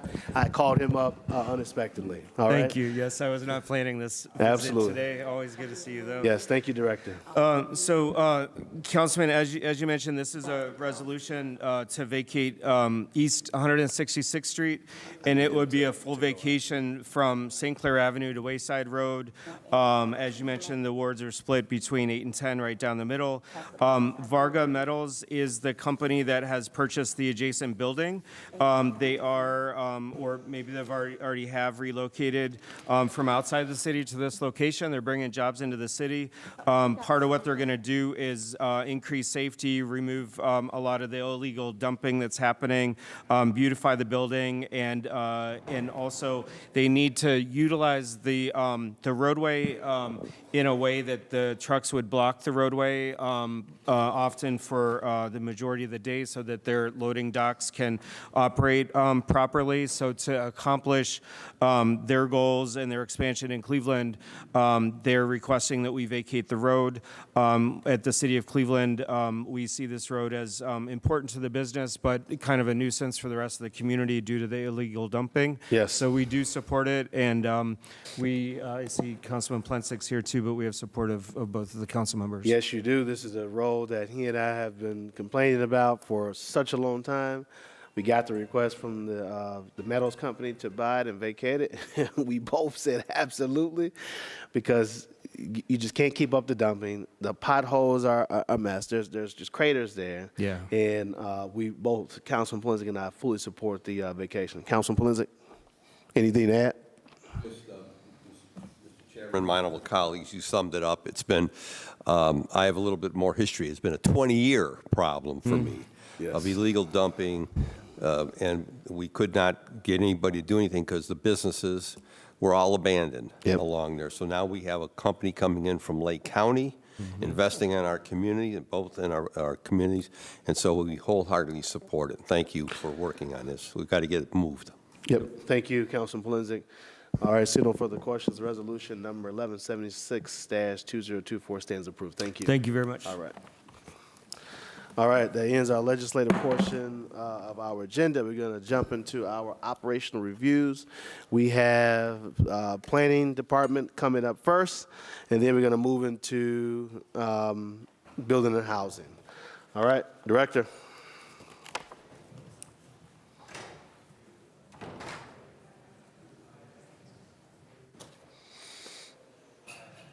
You signed that? Spencer? Okay. Thank you to the chair. You're welcome. Good Would you morning. like to hear the Planning Commission, Landmarks Commission, BZA, BBS, which order? Start with Planning Commission? Right. Let's start with the Planning Commission. Hi. Good morning. All right. Now, wait, what did you just ask me? I'm sorry. So the 4 boards and commissions. Yes. We'll start with Planning Commission, and then I was wondering to the chair what order you would like to go in. It's Landmarks, BZA, BBS. Yeah. Wait a minute, you said landmarks? BZA and BBS, Board of Okay. Building Standards. And I'm assuming the reason you want to start with planning commission is because of the way you have this highlighted? Yes. I don't It's the see, middle, it's the middle one, okay. city planning. All right, I found it in the,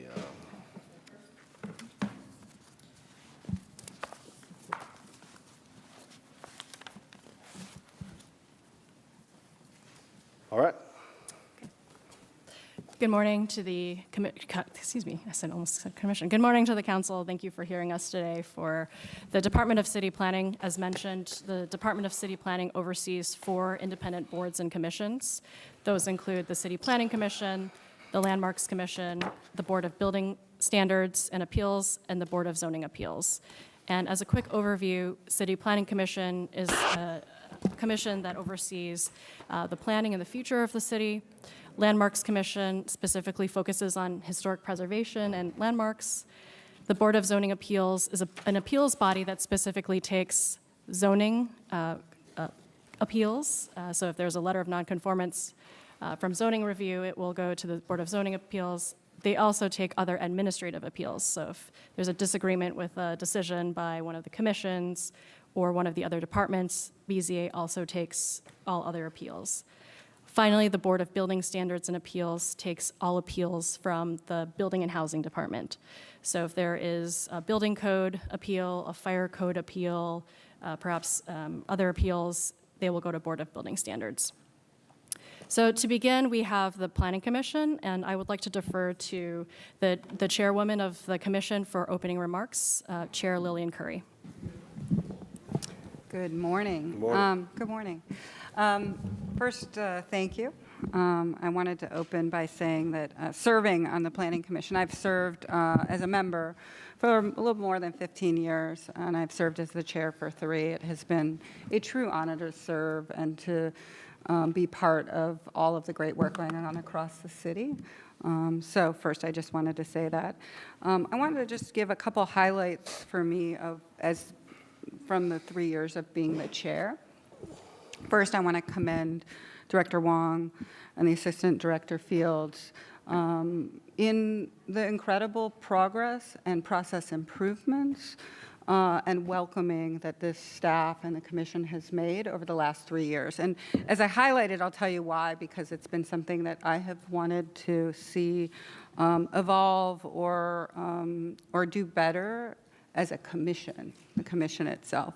And first, it's really the improvements that you're going to hear about today in terms of how the staff has been organized over 3 years, to have the planning staff be out in the community doing planning work, and to separate the administrative work so that the team that is dealing with the boards and commissions are being much more efficient and consistent and doing that work and providing the time. That structure, which really the director and the assistant director have put into place, has been highly, highly effective. And what that has meant for the commission, specifically from my perspective, is the second very important thing, or the first, which is that I think we have tried to be much more customer service oriented, to have a kind of resonant committee that is fair and does what needs to be done, but is really welcoming and helps people through the process.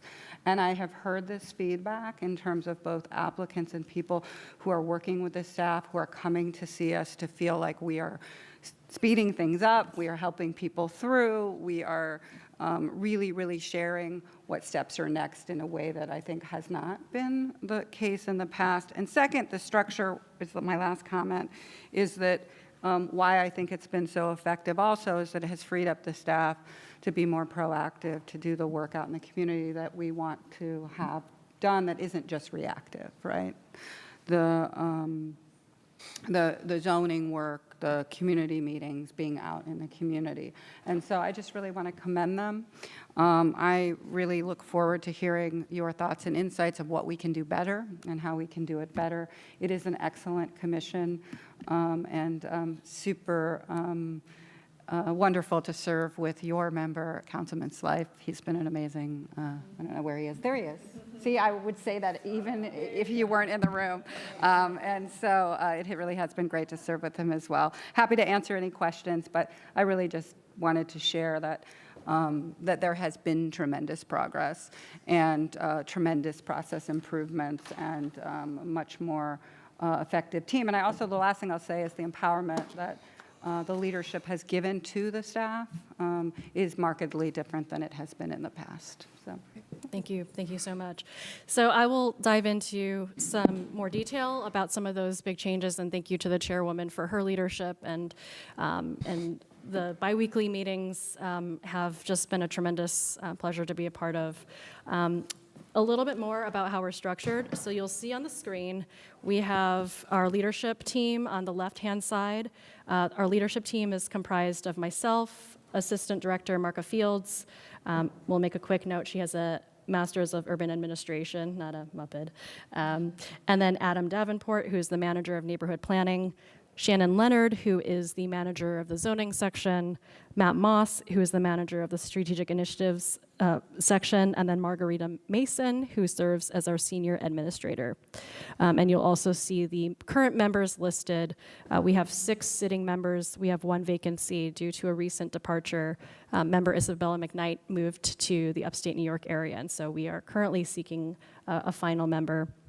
And I will echo the chairwoman's comments about our staff. We cannot do what we do without the staff. And that has been an immense priority of mine, to hire staff that represent our neighborhoods, that even grew up in our neighborhoods, that they bring gifts to the table because of their knowledge and their education and their lived experience. And it is essential to me that the staff are very well supported in our endeavors that we work on together. I really believe that we have a very thoughtful commission right now. The questions they ask are excellent. The policy questions and initiatives have been really thoughtful and advancing what we call a 15-minute city and building up many of our neighborhoods across the city. We pride ourselves on being effective and efficient, and we know we can always do better. We want to do this to benefit the quality of life for all of our residents. So a little bit more, many of you know about the commission, but we are very proud because we are one of the very first commissions that was established in the United States for a large city. So we were established and chartered in 1915, and that was during a time when there needed to be a lot more public process.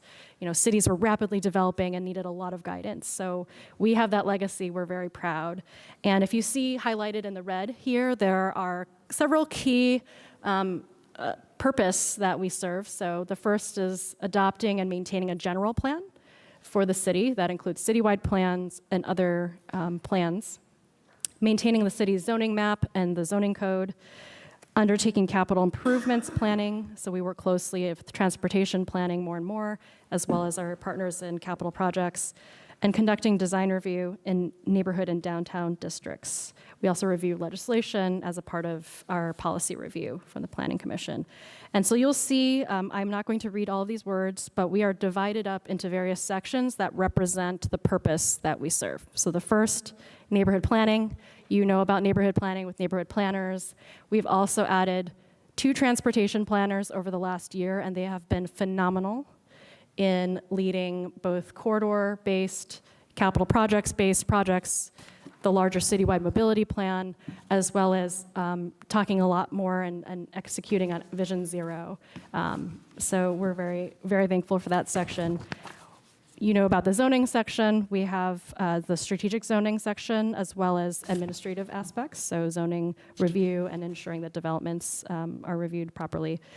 Policy and strategic initiatives was a new section added to really support the 15-minute cities initiative to ensure that we have a sustainable, equitable, livable community. Finally, last 2, development review and administration. Many of you know this as design review, zoning review. And then finally, administration for the department. So operational needs such as contracts, payroll, HR, et cetera. So we want to talk a little bit about how we're set up. And this is what Chair Curry was referring to. Right now, organizationally, we have the 2 directors, we have administrative staff, and project coordinators. And with these 3 main sections that we have established over the past 3 years, right, strategic initiatives, neighborhood planning, and zoning, they all work together. We're extremely collaborative. We work all the time. But you can see the surrounding circle, that the hash marks that say development review, all of them are involved in some form or fashion in development review. That could be design review, zoning review, transportation demand management. And what we found is that the staff spent up to 60% or more of their time doing this, looking at permits, working through Excella, looking at land bank approvals. And what this means on a day-to-day is that the planner might be in a meeting, in a community meeting, in a strategic meeting, in a meeting with you all, and someone comes in with a permit, walks in with a permit, and that planner has to drop everything they're doing to address that permit for sign-off if it's in a design review district, or they have to rush back to their desk after a long day out in the community and approve Excella permits to make sure their site plans are accurate and this and that. And we just find that that is too much responsibility. It makes them too much of a generalist, and that we really want folks to be able to focus on what they're doing. So this is how we have begun to shift the organization. So if you look at this screen, you'll see that instead of development review kind of all-encompassing, surrounding everything that we're doing, it is now part of what people are doing, but is actually trying to be segmented out just a little bit. So you'll see that we continue to overlap. Everyone's working together, but now neighborhood planners can focus specifically more on land use and transportation planning, that future-oriented planning that we want to see. I am going to turn it over to Mark a little bit to share the history of this and why we feel that this is an effective structure. So initially, when we had design review, there was one coordinator that handled design review citywide. The design review districts continued to grow and expand, and it got to the point where it was too much for one person. So all the planners then took on the ones within their district.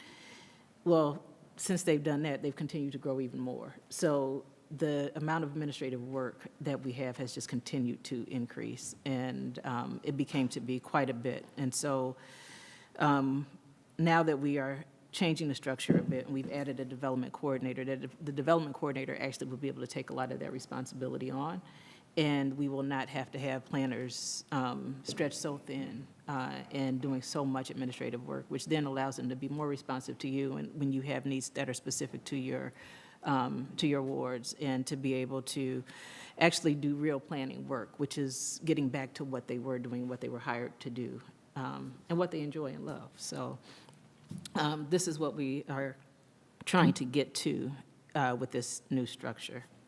So you'll see the new added bubble, the pink one, the orange one. There are 4 people focused primarily on development review. So we have Mila Moss, who just joined us last week. Last Monday was her first day. She's the development review coordinator. She will serve alongside the neighborhood planner, so she's a part of their team.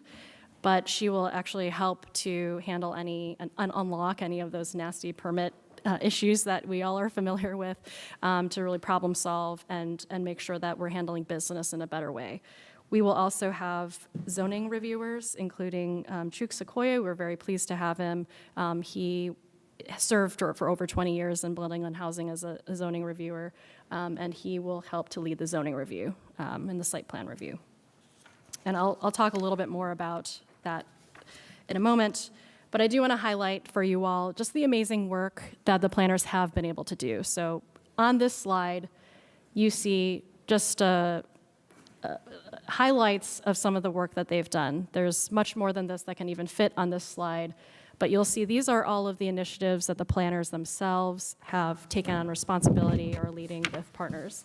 That includes Safe Streets for All, the transportation design for the Midway, form-based code zoning reform, which you're all familiar with, but also planning efforts such as mobility plan. East 55th Street is an enormous effort because of how it spans so many different wards and CDCs. We worked in stockyards across departments with Councilmember Santana to look at how to improve Store Avenue.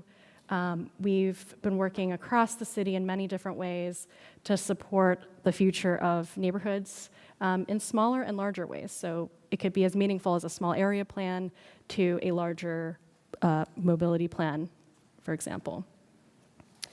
We've also focused heavily on some operational updates. Accela and permitting streamlining is a huge undertaking. Planning does not currently have our own Accela record, so we can't start our own projects, and that's been an issue. So we are getting and gaining our own Accela record to become a part of the larger permitting process. We've worked very hard on records retention. Sixth floor of the attic has now been cleared out of many decades of papers. And then we are currently working on design review evaluation to ensure that it is a more efficient process. I also want to highlight that staff have been across, the nation, across the region, across locally, speaking about the work that's happening in Cleveland and really sharing about the good work that's happening. So we're out and about. Okay, a couple more slides, I promise. So about 2025, here's where we're headed, and this is what we're working on. So from top to bottom, top is sort of the larger initiatives, the citywide initiatives. As you move smaller, it's kind of like smaller in geography, and then at the very bottom, it's more operational and improvements. So the first is that citywide plan is upon us. Connecting Cleveland 2020 has now sunset. We're past 2020. Now we're really looking at what is Cleveland in 2040. So my daughter will be 20 by then, which is an incredible thought. But we're looking at what the city will be in about 15 years. And we want to make sure, moving down to the next line, that the Cleveland Moves mobility plan is completed. That mobility plan, as well as other plans, will inform the citywide plan. We want to expand the pilot of form-based code, so you'll begin to see some expansion efforts moving forward in 2025. Small area plans we hope to have completed. Lakefront and Riverwalk continues forward. Transportation designs beginning to be implemented. And then we are working closely across the integrated development cluster and modular housing.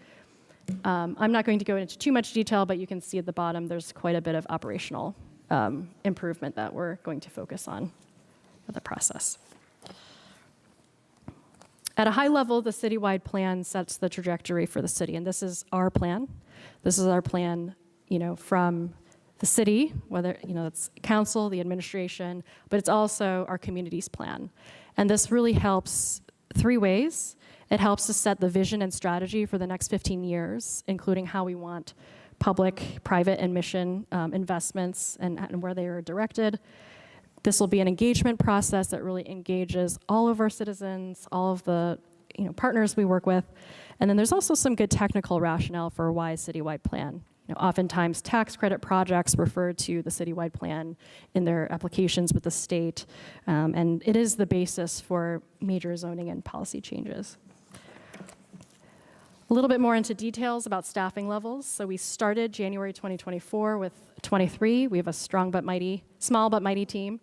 In November, we have 27. And where did those additions come from? Well, the first is that we did receive 2 vacancy pool positions to support development review. So the development review coordinator, assistant zoning administrator. We also anticipate a transfer of 2 building and housing staff to support zoning review as a part of the Baker-Tilly permitting process. We have 1 vacancy right now, which would be the zoning plans review or, through the building and housing staff, and we have 27 budgeted positions for 2025. I do want to land briefly on why we did zoning review. And so many of you have been a part of a process where there's been kind of a circular process. A new construction project goes to design review, they get their design approved, then they go to building and housing, and because zoning review is in building and housing, that's when they find out, oh, my project doesn't fit the zoning code. And if I had moved it over 2 feet or addressed this, I wouldn't need to go to the Board of Zoning Appeals and wait a month to get another vote on what can happen. So what we wanted to do was say, zoning review should be information up front. You should know exactly what you can and can't build. And that can happen at the same time as design review. But we just don't want to send people through the rinse and repeat cycle over and over again. I think you're all familiar with what I'm talking about. But zoning review should be one of the first things that happens. And so that is why we are making that change in order to support, again, more strategic zoning. All right, last slide. Oh, there it is. Just want to point out 4 things. This is how we help the city and our residents. Our staff have been amazing, incredible, through the hard work of our strategic initiatives manager, Matt Moss. We won over $6.5 million in Department of Transportation funds for safe streets and smart grants. We have promoted zoning reform to promote quality of life and streamline processes. We have worked very closely with other departments across the administration, and then we also research and promote innovative ideas for city building. So with that, I will yield for questions. All right, thank you. If there's anyone who has any questions, please let Councilwoman, we started a list here. Councilwoman Santana knows she'll put you down on the list, all right? All right, again, thank you, Director, for the presentation. Thank you, Chairwoman, for your comments as well. Okay, Council, we got you down. Just a few things. I know your slide says as of November, you have just the 1 vacancy. And this, actually, okay, this is from 9/15 when they ran the last report. So at that point, you had 3 vacancies in city planning and 1 vacancy in the on the Board of Building Standards. And so you filled the 3 city planning positions? That's correct. So we have hired the Planning Commission Administrator. Many of you know Michael Bozak. He retired in August. So we have hired, or at least going through the process right now of hiring that person. Who was the other person that joined? Mila Moss, the Development Review Coordinator.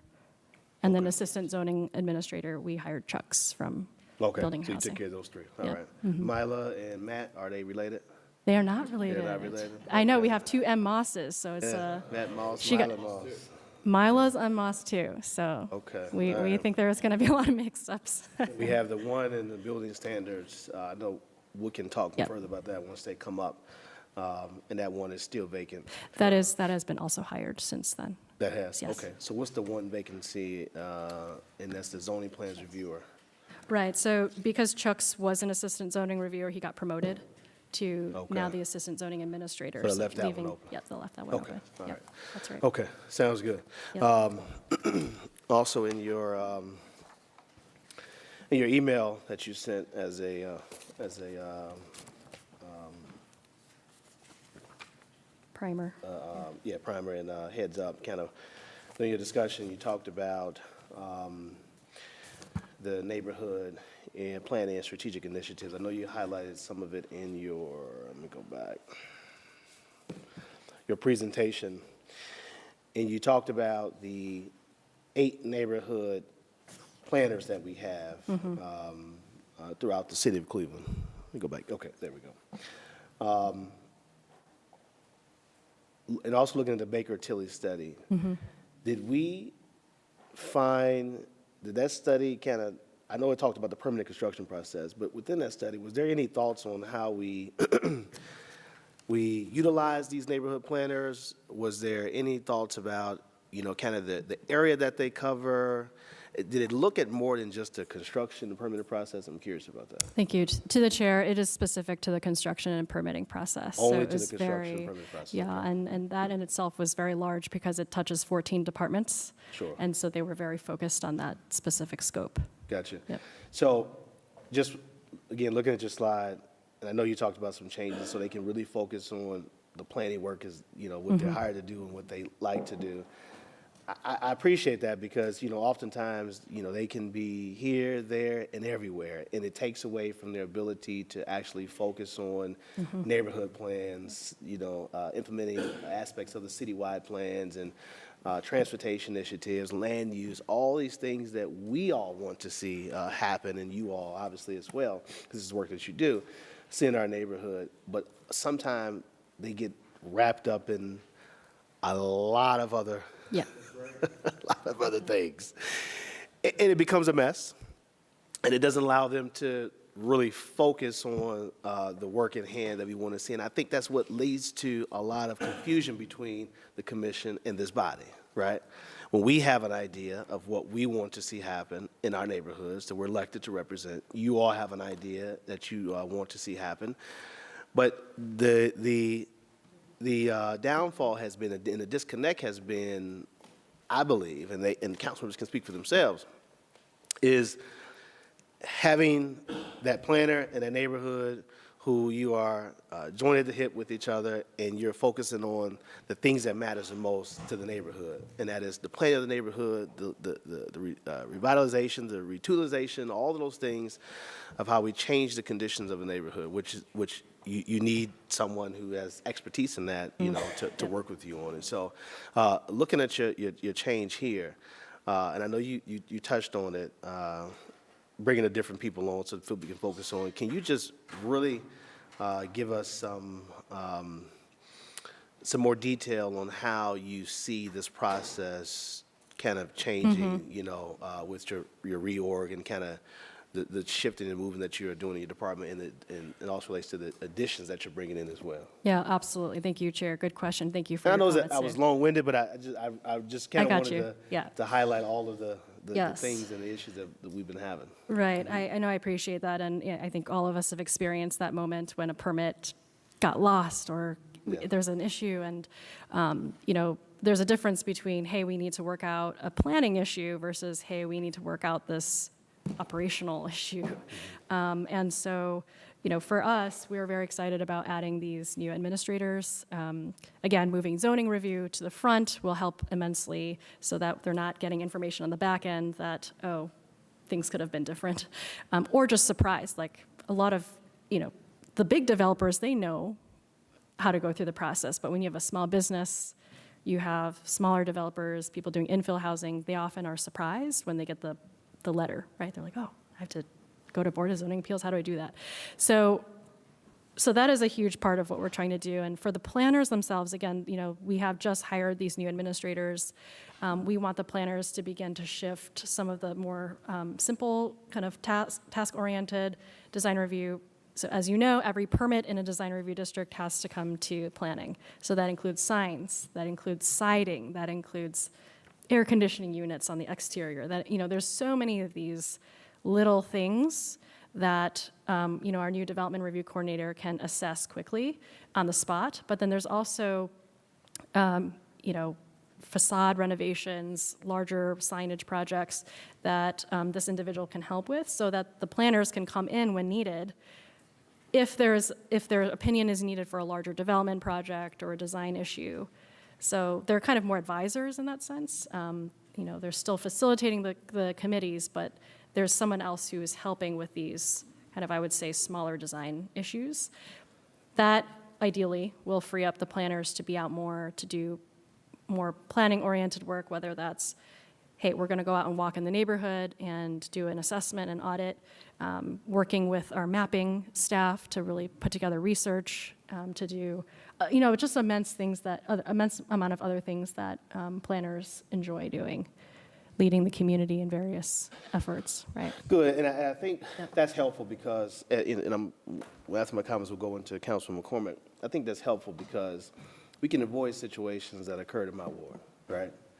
When we had a neighborhood plan that our previous planner had worked with us to complete, at CDC, because that neighborhood, St. Clair Superior, had no CDC operational really at that time, worked very hard to put together a rediscovered St. Clair Superior plan.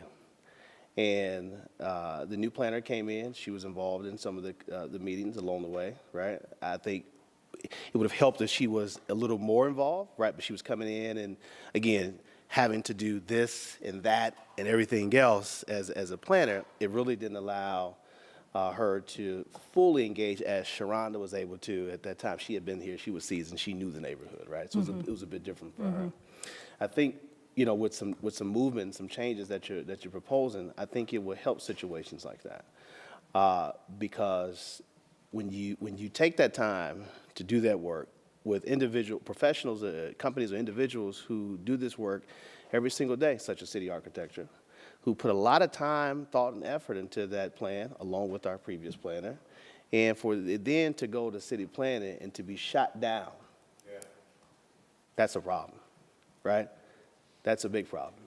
And for it to be tabled and never talked about again, right? That's and I'm gonna go into the process after these comments, but it maybe that will be a help to neighborhood plans and for CDCs or council people who are doing this work to help better the neighborhood when no one else has done anything prior to that to try to uplift and really develop some sort of roadmap, some sort of framework that we all can work towards to help better a neighborhood. And so maybe that the change with the direction, with the planners and the work and what they're going to be working on will help that.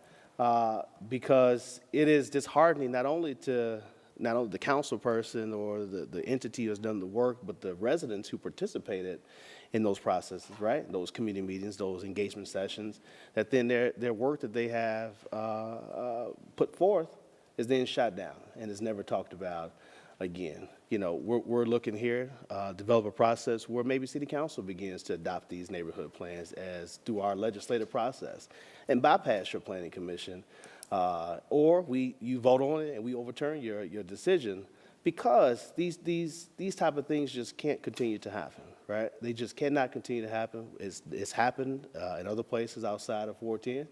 And, you know, I'm sure there's going to be disagreement in a different direction that either planning commission or city council wants to move in. But maybe having someone in the middle who is continuously working on both sides, maybe with that, as you are proposing, in the changes, that will limit some of those interactions. I don't know if you want to. Sure, thank you. You are the chairwoman. Sure, Chair. I'll respond first, and I think, you know, the situation you describe, you know, I will say it was a unique situation that we should continue to talk about, you know, offline, outside of this meeting. One thing that became clear throughout time is that we do need a clear intake process for the planning efforts, right? Because there are many people, many partners who begin a plan, and we ourselves understand that there are specific ways we can intake a plan to make sure that there's consistency across plans, including like what we're looking for technically, what a good plan would look like, and what are the categories of various plans.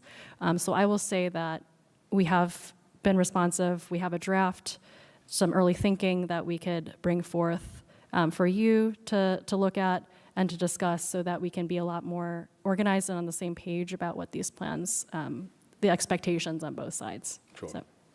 Sure. And listen, I appreciate that, because maybe that'll help. I don't know, right? But when you have a plan that's brought forth and no discussion around the plan itself, then that becomes a problem for me, right? That becomes a problem for many council members. If there's a plan before you, I would think that discussion would be around the plan and not the voices who are in the room to say, oh, we didn't have a chance to participate, right? It is my thoughts that the Planning Commission is not there to mediate or referee or dispute who he say versus she say. That is the Planning Commission's job to review and make decisions and to deliberate based on the plan that's in front of them, not the other voices. Or do I have it wrong, Ms. Director? I will say in my comments during that hearing specifically, you know, I had the same comments. We are not here to adjudicate between organizations. But, you know, again, this is a very unique and specific situation that I think is best understood perhaps outside of this hearing. Because I will say many other plans have been reviewed and adopted by the Planning Commission, even, you know, ones that council members have supported. Correct. So. And that goes to my point, that Planning Commission is set up to do a job, and that is to review the plans before them, not referee between organizations. And I hope that the planning department and the commission and its members understand that that is not the case, right? And it just cannot continue that way, right? We can say that neighborhood, there was a unique situation, you know, tomatoes, right? However, what happened. And I know that other neighborhoods have tried to bring forth plans as well, and they have not been successful also. And we have to find a better way, right? And I bring that out because process is key, right? Council has a process and how things are brought to us, how it's introduced, how it's set up for hearings and so forth, and committee meetings such as this, right? And if that is a process, then I think that that process should be followed, whether it's any of the boards and commissions, whether it is city council, whether it's administration. So that way there can be consistency across, and it's not looked as if there is other voices that are other forces that are working to defeat items that are brought or projects that are brought before. So again, we can go on and on. I just wanted to make that clear and talk about that. I don't know if the chairwoman wants to chime in on that. The only thing I would just clarify is that the Planning Commission is a public hearing. And so I have, over the last 3 years, both in terms of what's required and allowed public input and public comment at every meeting. And if someone takes the time and shows up, we do have often cases where there are many constituencies in conflict. And so we tend to, I believe in allowing the public to come. We had a case, last week, right? So the idea is that we hear all voices. We also sometimes have to allow, and we had a case recently where we said they needed more community input, or they needed to go back for a project, I believe, in Councilman McCormick's ward, to go back and have more community process, and that they hadn't done enough. So it happens always where the many voices, when it comes to the Planning Commission, there is the input from the administration, from the council, from the community, from the staff, from the commission members. And so, I do feel like it is often the case that we are hearing divergent opinions on multitude, from zoning matters to design review cases. And then it is our job to not only think about the case itself, but the process itself. And for the most part, we tend to really listen to the council representatives, the community, and give the time for some of those issues to be worked out, because I generally don't want them to happen at the commission. We want a lot of that work to be done outside the commission. When it comes to us, we are really dealing with the cases before us. So process does matter. And community input does matter when people show up and take the time to come. And I do believe the rest of the commission members do actually overemphasize the idea of the people who tend to show up when they show up, because they take the time out of their day to come. We do that across all cases. So, and I believe that we should. We're required to have public input on all zoning matters because they are a public hearing. We're actually not required to do it on design review, but I do it at every meeting if someone shows up, especially if it's a controversial case. On the point, Mr. Chairman. Okay, give 1 second, Council. Thank you, Chairwoman. I appreciate your response. Absolutely. Public comment in these settings are absolutely very, very, very important. So no, we appreciate that. But I think, the concern has been the process. Okay, you have public comment, and then what, right? And you go on to make decisions, and then what, right? And so I don't think there's a clear, or isn't clear on, if you ask for time, typically when you table something or you ask for us to come back, you give a time period, correct? Is that the case? It is not necessarily the case. Typically, it's the applicant who decides and works offline with the staff and then comes back before. And then there are some times when we say, hey, we haven't seen that in a while. Where are you at? Are you ready to come back to the commission? Okay. So. All right. Councilman Joe Jones asked for a very quick point. On that point, Mr. Chairman, yes, I've been here for some time, and I go all the way back to Hunter Morrison and Mr. Brown when they were directors and running the city planning commission. And it's my perspective and opinion since coming back from that period of time to now is that council has been diminished. And council doesn't have the same respect that it would normally get. And I got several examples I could give. And I'm not a happy camper here because these people elected me to represent their interest. And when I come and ask for something like a map or something like that and still don't have it, and we're 8 years later, or I'll go over and have a project that takes 2 years to go through a process, and now life happens to the person, and then they just lose interest. And so for me, Mr. Chairman, I'm frustrated at this. Now, I'm not frustrated at you. I'm not here to beat you up, Director. So I want you to know this, but I just think that the tone needs to be reset. When we come down and we represent the interest of our community, we should have it should be some feedback, some response. If we're dealing with our planners, I've had grown people on the phone crying to me about trying to open up their businesses and trying to get stuff taken care of in my neighborhood in terms of businesses in my community. And then what held them up was some shrubbery stuff, you know, that wasn't a part of the plan. So for me, it's how do we streamline the process? How do we get economic development going in the African American community? We have all these institutions, and they don't, you know, some do a great job and some not so much. But my neighborhood is starving right now, and our voters are upset. And when we start talking about voters, we have to listen to their concerns. And so one of the things I would ask, Mr. Chairman, when a council person comes to your department and trying to get something done, how do we, in the proposition of it, move things a lot faster down the road, you know, where we're not stuck. And I see the organizational chart, and I just want to leave it there because I don't want to prolong it because I know the chairman has me down for some more. But how do we improve the process of relationships so that when the council person does come and then makes a presentation, that's in my neighborhood. It involves me. No one else should be in the business of my community, my neighborhood.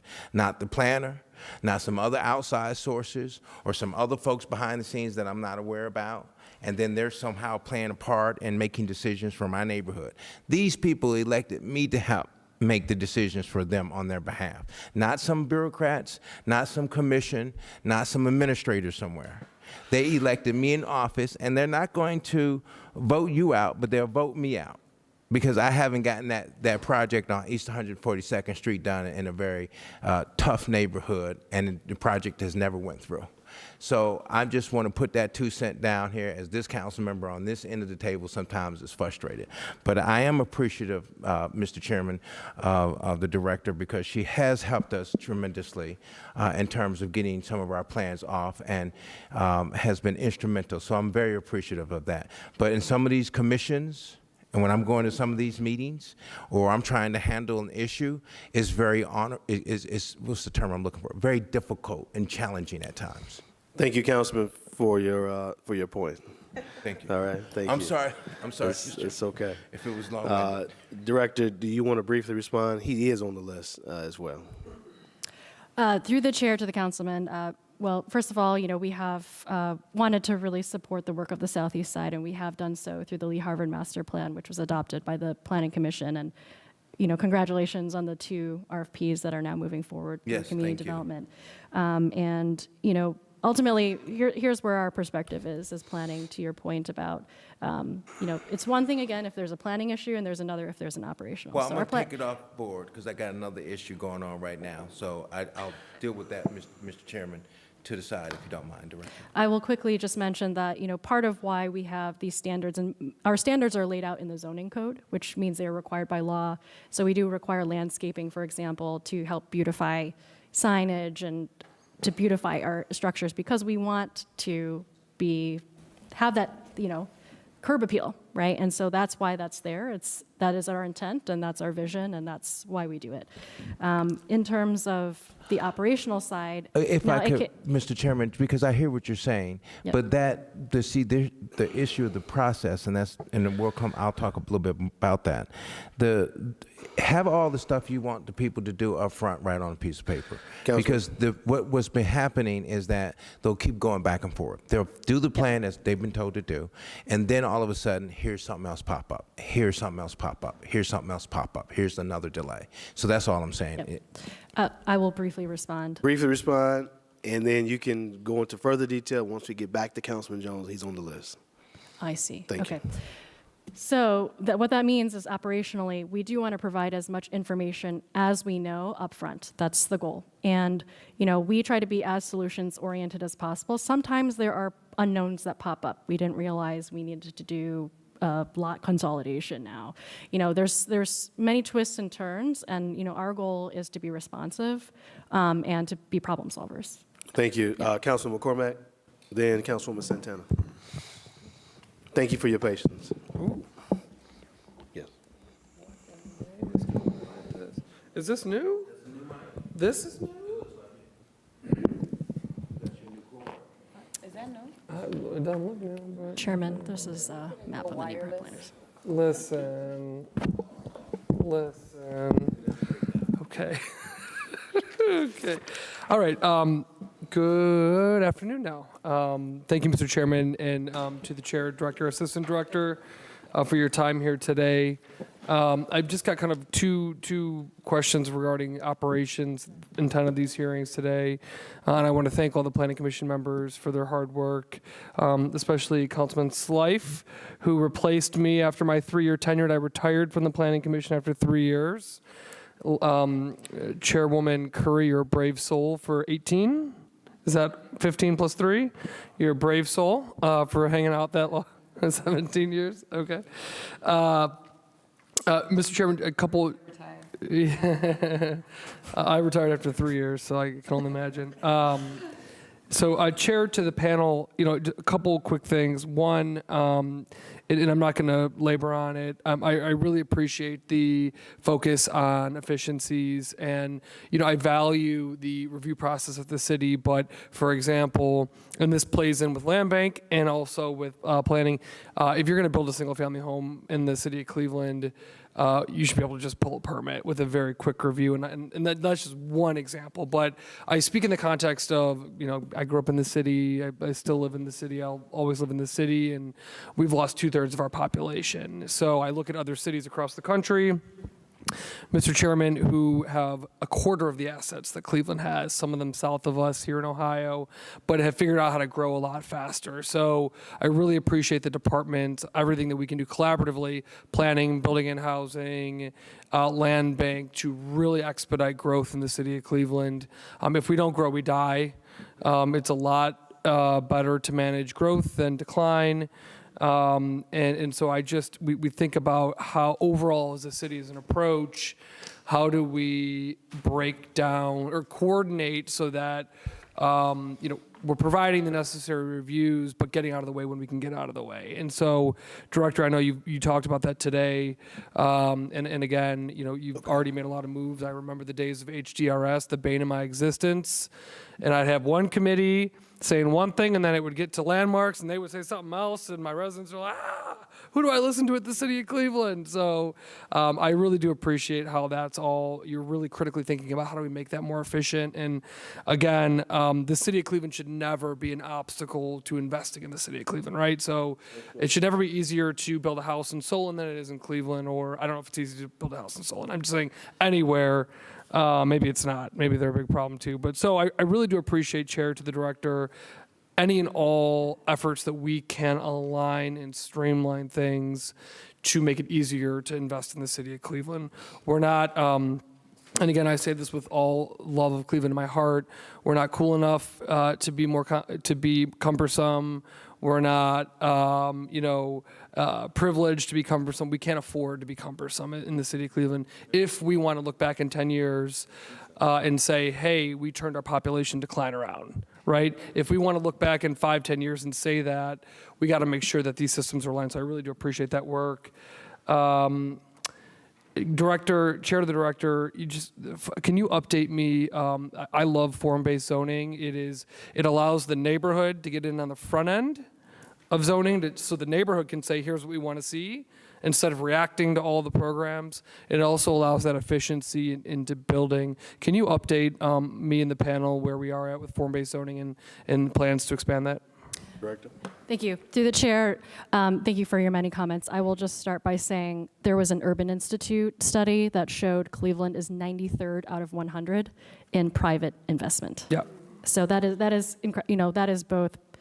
Councilman Harsh, you're going to have to fact check that. Okay, you can fact check it. I'll send you the study. 93rd out of 100 on private investment. All right. So we're high on, public investment, like from the federal government, and we're high on mission investment through philanthropy, right? But we're very low in private investment, so I agree with you about, not creating cumbersome, and we did do away with HDRS because infill housing should just be a zoning check and should go, Yep. right? Except for in landmarks districts. But infill housing should just go. In terms of form-based code, what we are looking at now is we are almost 6 months into the pilot. We have the 4 areas that were, adopted in partnership with you all. Interestingly, there has only been 1 permit pulled for new construction, which is Birthing Beautiful Communities. And so we are looking at expanding the form-based code to other areas, aligning those with future infrastructure or other investments so that we can see if there's, again, an improved process through the zoning process. So we do have on our list a couple of ideas. These are not drafted yet, but we know that we have the Superior Midway coming. We know that 25 Connects on West 25th Street is coming. And those are 2 corridors that we could expand the pilot to sort of test, again, form-based code while there is a major infrastructure investment. We'll see a lot of growth, hopefully. And then we're also looking at rezoning specific areas. I know Council President Griffin has looked at the gap in Opportunity Corridor, and we are before Council Member Polensik with looking at rezoning the Lakeshore Boulevard area because of all of the, efforts that are going on in that area. So we hope that it'll give us more feedback, and that is a very efficient process. Thank you, Director. And I have the viewpoint of I live in Ohio City, represent Ohio City, downtown Tremont, et cetera, that's growing. I grew up in Ward 8, a wonderful community, but my commercial corridors, 156, 185th, have seen significant decline. And so I grew up in an area that has lost population, has lost businesses. So I really think I would challenge us all to frame what we're talking about, not in a negative way, but in the sense of we have lost a lot in this city, and we have got to put the pedal, the foot on the gas when it comes to growth. I challenged our friends, chairman to the director at Policy Matters Ohio, who are criticizing some of the economic development work we're doing. I said, well, when have you ever written a report about the exodus of people into the suburbs and how that's impacted the well-being of city neighborhoods? The answer is they've never done it. And I really feel like the rhetoric never talks about the 50 years of exodus out of the city and that impact it's had on our neighborhoods. And listen, people go to different places for different reasons. I'm not criticizing them specifically. The point is that we should unapologetically have a growth position in the city of Cleveland in a smart way, right? Ensuring affordability, ensuring that people's taxes don't go crazy, things like that. It's nuanced, but I appreciate that your department is growth focused, that you're looking at efficiencies. It's super important. We just don't have the luxury to not do it. And the city of Cleveland is my perspective. Chair to the director, too, one of my passions is mobility. I'm really happy to see we're making progress on that. But I would really like to see, and I'd ask you to respond to this. We just went to Tampa for the National League of Cities, and they are putting out quick build projects every day in their streets, getting away from these $40 million projects and saying, hey, we can achieve safe multi-mobility through high quality curbing or delineators. So what is your perspective? I know that Ms. Mersman's working hard on it, and not directly, I don't think, in your team, but how do we really accelerate those types of investments? Thank you. Through the chair to the councilman. So our team is very passionate about quick build. So mobility plan does have a 3-year implementation plan for quick build. So that will be a direct result after the adoption of that specific plan. And I'll also say there are other planning efforts underway. We need to do the design and the planning on the front end in order to get the quick build. So East 55th Street corridor from north to south across 4 different wards has been a huge focus for many of the advocates, including by Cleveland and the CDCs. And we are nearing the finalization of that study. Hopefully, January 2025 is when that wraps up. But that will aim to be a targeted corridor for quick build. And we are also very thankful, very grateful to the Department of Transportation, the federal agency, for their investment in Safe Streets for All. So St. Clair Avenue will have safer streets. We are working through the contracting process with the federal government to ensure that we can implement that and demonstrate the need for slowing down traffic on St. Clair, as well as 3 or 4, maybe 5 other corridors through the 2023 and 2024 Safe Streets for All grants. Thank you. And Chair to the Director, and I'm wrapping soon, Chairman, I promise. I was just, I live in Ohio City and was just on Fulton Road and watching the traffic fly down the road. So digging in a little bit more specifically, where are we at on parking buffered bike lanes? Thank you. Through the chair, so thanks to the on-call professional services that you all approved last year, we are nearing the finalization of that study. We did spend dollars to redesign Payne Avenue, the section from 13th to 30th, in conjunction with capital projects and Public Works to include a parking protected bike lane, which will be our first ever. So the phase 1 is about to wrap soon. It's up already? Not up yet. We're finishing the design. Essentially, what we need is a stamped engineering product that will work for the city. And so we are creating a design that will feature the first ever parking buffered bike lane. So, and I just really want to highlight this for the panel and for everyone watching. This is when you have a parking lane, a buffer, and a bike lane, which the city of Cleveland, before your leadership, was extremely resistant to. Much busier cities in America have done this. DC, New York. We think we're special. We think we're cute. We're not. Other bigger cities have done this years before we did, but somehow in Cleveland we can't because some wild reason. But the point is that it's safer for the bike community because you have a significant steel buffer there in the vehicles, and it still maintains on-street parking for folks that are really passionate about small business or otherwise. So it's a win-win to have multi-mobility infrastructure that's safe, but also parking for folks that need to use parking. And we should have done it 20 years ago, but we are where we are today. So I appreciate that update. I really I would really encourage folks when that goes in on Payne to really take a look at it. I think we should, apply it throughout the city of Cleveland. I think it's a win-win for everybody and a great model. Chair, the last thing I'll say is I'll reflect on my own experience. I appreciate an independent planning commission because I have a lot of conversations with my residents, and they want me sometimes to control the planning commission, and I'm very happy to say I don't do that. I can't control them. They are an independent body of the city. I hope I have influence when I come to the commission and speak, but it quite frankly is, for me personally, I'll speak for myself, it's somewhat of a relief because I'll truthfully tell my residents I can have influence and I can speak on that behalf, but I don't control them, and go yell at them.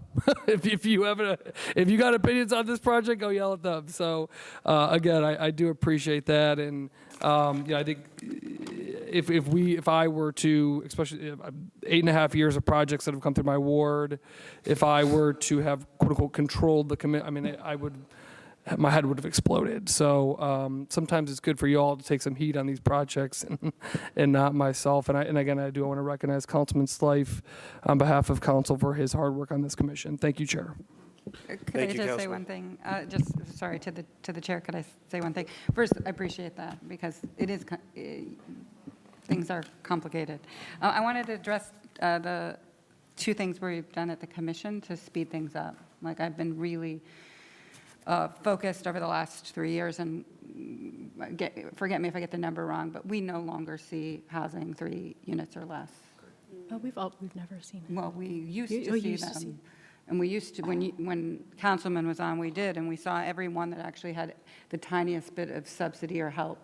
And they were all through our agenda, so we no longer do that. Second is that we now, if something has to come conceptual, schematic, final, it's too much. And when something comes and it's schematic, if it's good enough, we will say you do not need to come back anymore. You can go to staff if there are any issues. We do that every meeting. It is too much, right? To come back for one door that's changed, right? So, you know, of course, where something requires it or there is some more community conversation, we will make sure that we don't supersede design review just for the sake of it. But more than not, 2 or 3 cases a meeting, we're saying this is final approval. This director can sign off. You don't need to come back for another meeting. And so there are many instances like that where we can make it much easier for people to get through the process more quickly and to feel good about it. And that's what I hope. So. Thank you, Chair. Good. Well, that's good to know. Yeah, I appreciate that. I think that was one of my questions I was going to ask. Good afternoon, everyone. Madam Chair, thank you for your 18 years. I didn't know it was that long of 12. Oh, wow. Yes, that's what it is. And director, assistant director, you know, your leadership has just been phenomenal. One thing that I do appreciate through the chair to the director is that there's any contentious projects in the neighborhood, you reach out to members to let us know, right? Because we get tons of emails and sometimes it's very hard for us to get that agenda on a timely manner. So I really appreciate that.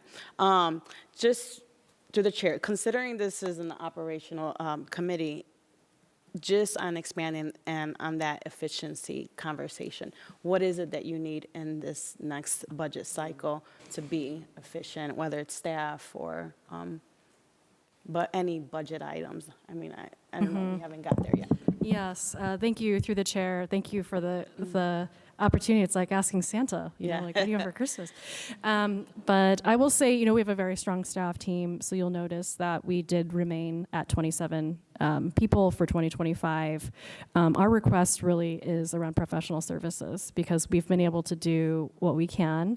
When there is a specific planning matter with our consultant, we have them on hand, they're already in contract, and we give them a task. So we say, Payne Avenue is an example. Like, we know we need an engineering drawing of a parking buffered bike lane. Like, can you help us? And so the planner will be the one to like lead the effort, to lead the community engagement, to lead the conversation with our partners, but we have this assistance to get that thing done. And so that's where I'm focusing a lot of our request is on, you know, professional services, contracts to help us with that process, to help you all, honestly. I think, you know, we want to be responsive, so when there is an issue that comes up, we want to say, hey, let's work on that and put together some resources for that, and can't always come from our own internal staff. So. Yeah. And through the chair, I'm not sure what organization was it that we partner with for the lakefront, like schematic drawing, but you mentioned that we are up and expired by this year, December, right? So like, for instance, I'm looking for a proposal, a schematic drawing for Store Avenue. Yep. Is that something that you're going to put in the line item for next year for any council members that are doing some planning in their neighborhood? That's a great question. So through the chair, we do have a renewal for on-call professional services, and it's actually on our list for one of the contracts to have a staff is supposed to follow up with you, Councilwoman, about that specific item. So we do have that in our line item, but we will be coming back for renewals in order to make sure that happens. Okay, because I've just been anxious because I'm like, it's up in December, so I got to meet with them before then. Second question, for design review, I know that they play a very crucial role, especially in areas where increased investment like Clark Fulton neighborhood. I know they've been meeting regularly. I'm curious to know, has there been discussion about paying members through the design review, and why isn't that happening just like other commissions? Thank you. Through the chair, design review members are advisory in nature, and so they advise the commission. Their votes are not end word, you know, like they are not the last word. They do a lot of the pre-work for the commission to review. And the commission only sees kind of the major projects, major things. So we do rely heavily on design review to to assist with their professional expertise on, hey, maybe the door needs to move or it needs to be this color. I do not recommend payment of design review members, mostly because there would be major conflicts of interest. And there are over 100 volunteers right now. So it would be a big, Throughout the city. there's Yeah. a lot of. Thank you for that. Yeah. So just on that same point, what I realize in our neighborhood, I know we've talked about this, like when design review recommends something to someone, planning commission, then it goes through city planning. What I realize is that a lot of business owners are not abiding by that recommendation. We saw it with the that pig barn in Clark. We're seeing it with vape shops all across. I have 12 vape shops in less than a mile radius of each other, and they're putting up signs on the poles. So do we have our own inspector to go out after city planning recommends, some type of design to ensure that these businesses are following through? So that is, excuse me, sorry. Through the chair, I heard your comment. I think, through the chair, excuse me, let me gather my thoughts. So we are very aware of this issue, both in planning and landmarks districts. There's often unauthorized work or they don't do work according to what was approved. We do not have the capacity in planning for that, and it's a conversation that Director Martin O'Toole consistently have. She's aware of that. And so as she's hiring up inspectors, it would be great, we've discussed this, to have people focused in historic districts and design review, so they know exactly what they're looking for. Yeah. So has that been the discussion to have? You're smiling. I'm curious to know what your thoughts are. But it's just frustrating because you're driving around the neighborhood and they're putting these lighted signs, these lit signs, and just months pass by and there's just no citation or anyone inspecting this building. So I think we need to prioritize. I'm not sure if that's within the new 2025 budget, but if they need their own inspector specifically for that, then this is the time to ask. Sure. See a lot of heads nodding. Yeah. Back of the room, front of the room, eyes, absolutely. And so, as we look at going into 2025 and the needs of the departments, this has come up several times, and we will be having additional discussions between building and housing, other council members to figure out, what the best option is, what the best route is, because we do have issues, right? When you all make decisions or we say yes to something and whoever else gives approvals, unless you are on top of them at every moment, every second, folks are doing things differently, or folks just aren't doing things at all through the process. And so that is absolutely something that we need to discuss, and there has been some limited conversations, and I made the comment to Councilman Harsh about our what we call them? Neighborhood engagement individuals. That could be a source there. But I know there's many thoughts about how we deploy, how we engage, how we utilize those individuals. So we won't get into that here, but we will absolutely have a follow-up conversation around, staffing. Thank you, Mr. Chair. And if you guys could get me, keep me abreast of what you guys decide on, but it's a priority for ours. You will be a part in of our that area. conversation, Thank you. Councilwoman. All right, Councilman Harsh, and then Councilman Starr. Thank you, Mr. Chair. And just for point of order real quick, are we doing building and housing today as well? Yes, we are. We are doing, okay. That's right, remember? Then I will try to be quick. Thank you. But I won't. I want to piggyback on Councilwoman Santana's point, because there was a storage facility in my neighborhood that was supposed to put trees around the edge. This was 5 years ago, and they have no trees, and now we can't even find them. But one of my neighbors, one of my constituents, found the hearing where they had agreed to plant trees around, and it would look so much nicer. Oh my God, it would be so much more pleasant on everybody if they would plant a couple trees, and we can't even find them anymore because they're not in Ohio. So the enforcement question is very good, and I would like us to revisit how to do enforcement of these very simple aesthetic decisions. Through the chair to the director.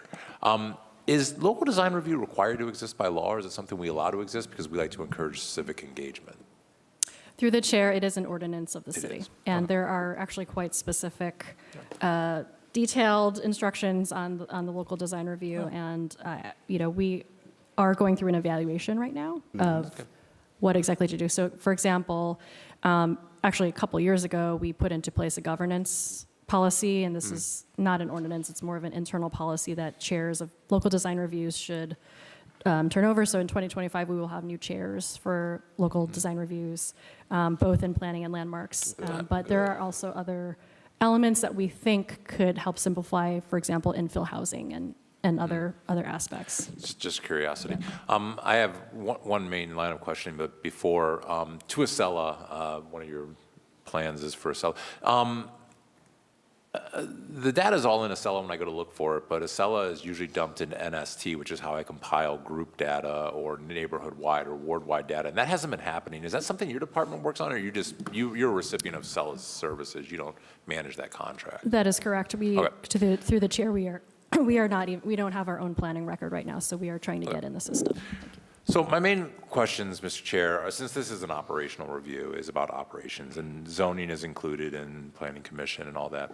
And 80% of zoning issues are super duper easy, and everybody's in agreement, and there's not much controversy. I had a lady with a tattoo parlor. She was in local retail, needed general retail zoning, got her variance, easy peasy, good business, no problems. And that's probably 80%. But then there are disagreements, and this kind of goes into some of the earlier questions. And I've sat through a lot of zoning board and Board of Building Standards and Planning Commission, and we always invoke the same standard from the legal teams. They always say that the appellant must prove that denial of this variance proves a significant hardship. And usually, denial means you can't do the project, period. There aren't, a lot of times denial just means you can't do it. There's something coming to zoning pretty soon where they want to build a 3-story building in a 2-family district. Like, they're going to need a variance to allow a 3rd story and put 3 units. It's a 2-family district, and they're going to need a variance to allow a 3rd floor and a 3rd home. And if they get denied, they won't be able to do the project as they envisioned it. They could do a project, and we've had this discussion before, and I've went to bat for somebody, and they were overruled, and that was your response, was that they could do a project, just not that project, right? Which I get. My question through the chair is, do we use objective standards when we decide whether or not to give people variances? Do we use our gut? Do we use our thoughts and feelings on the project? If the legal standard is a significant hardship, but you have no right to build anything to begin with, you have no right to put up a building in Cleveland. You weren't born with that human right. How do we decide when, I guess, from an operational perspective, how do we decide when the variance is appropriate and good and when it's maybe not? Because if we give every variance, then we have no laws, right? We have no zoning. What's your basic sort of 30,000-foot view thoughts on granting variances in general? I'm not sure what steers us. And if I can jump in quickly, BZA will be coming up immediately after the plan. I mean, it's not, they all do this, it's all the same thing, but yeah. I would argue that it is not all the same, because through the chair, I would say, Planning Commission is really on like strategic, proactive zoning.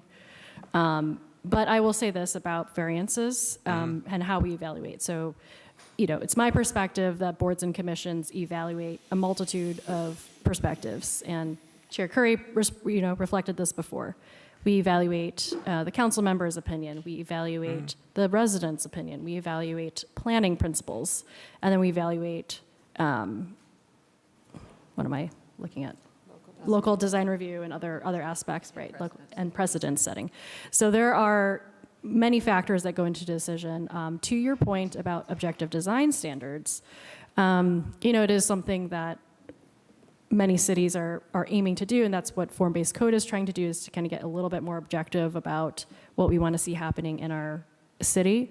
I will say this, that the citywide plan should help guide some of that. So if we want a place to grow and we think that neighborhoods need more height or density, a plan like the citywide plan can help direct some of those principles and designs. I think secondly, variances should be the exception to the rule, and there should be a great exception to why, right? But there should be a planning principle behind what it is. Is it to support maybe the 3-story building is to support an intergenerational living, or maybe it's to support something that we feel would be a benefit to the neighborhood. And that, in that case, we would evaluate based on the planning principle, like, is this something that will help our city grow? Is it something that will knit our community together? The last thing I'll say is, Board of Zoning Appeals, of course, is a separate independent body, but the planners will provide their planning opinion on certain matters, evaluating all the factors. Each thing is a case-by-case basis, and so that is why, those must be evaluated. So, Yeah. through the chair, everybody's seen the zoning Yes. triangle, right? Oh, we all That's right, love we all this, know right? Our zoning triangle. Euclidean zoning. Euclidean, right? We don't use this anymore, but this is, We do use it. we do use it, right? Okay. So I was told back when I was the housing director at a CDC that the city would only, and this is before any of us were here, that the city would only ever consider variances for one layer. So a 2-family would get a variance for a multifamily, or local retail could get a variance for general retail, but you could never get like a variance for semi-industrial activity in a local retail. You couldn't skip, right? And skip entire zones, or is there like a fast rule? Yeah, so they have not, the initial thought from law was that you couldn't. And they reevaluated that since then. And so now what they're saying is that you actually can go beyond just one district. So interesting. Good old law. yeah. Good So old it law. is. It's just a reevaluation of the law and a different interpretation from what was applied previously. Yes, absolutely. So I actually think I think your questions are really important. And from a commission point of view about, so the way that I think we try to be fair about variances, because we do see conditional use permits, zoning variances, and if we can't agree, they end up at the Board of Zoning Appeals because we're trying to move things around quickly. So I think when people are coming for a variance, it is on a case-by-case basis, right? And then there's a lot of information to evaluate. But to your point about consistency, I do think the thinking that we try to use is one of precedent, right? So clearly stating the rationale when we do give a variance for why it's appropriate here, so that, let's say, for example, somebody's coming in and they want to do 5 times the sign code, right? And it makes sense from a reason that it is in this particular district, right? That there is a rationale why it's actually appropriate here and they deserve that variance, right? To, let's say, put a giant neon sign, making it up.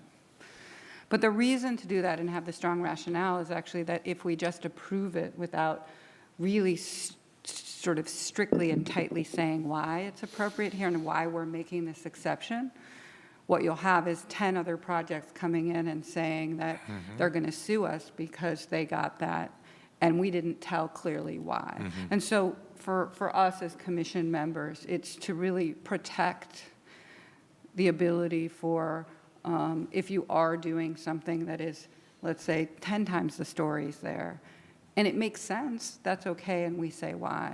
But that you don't have a situation that, because if we do it once, everybody's allowed to do it everywhere, unless there is a specific reason and we state it. And so the commission and the staff has gotten really good of actually having us clearly articulated in the motion so that we have some ability to say no later when something absolutely doesn't make sense in your ward, right?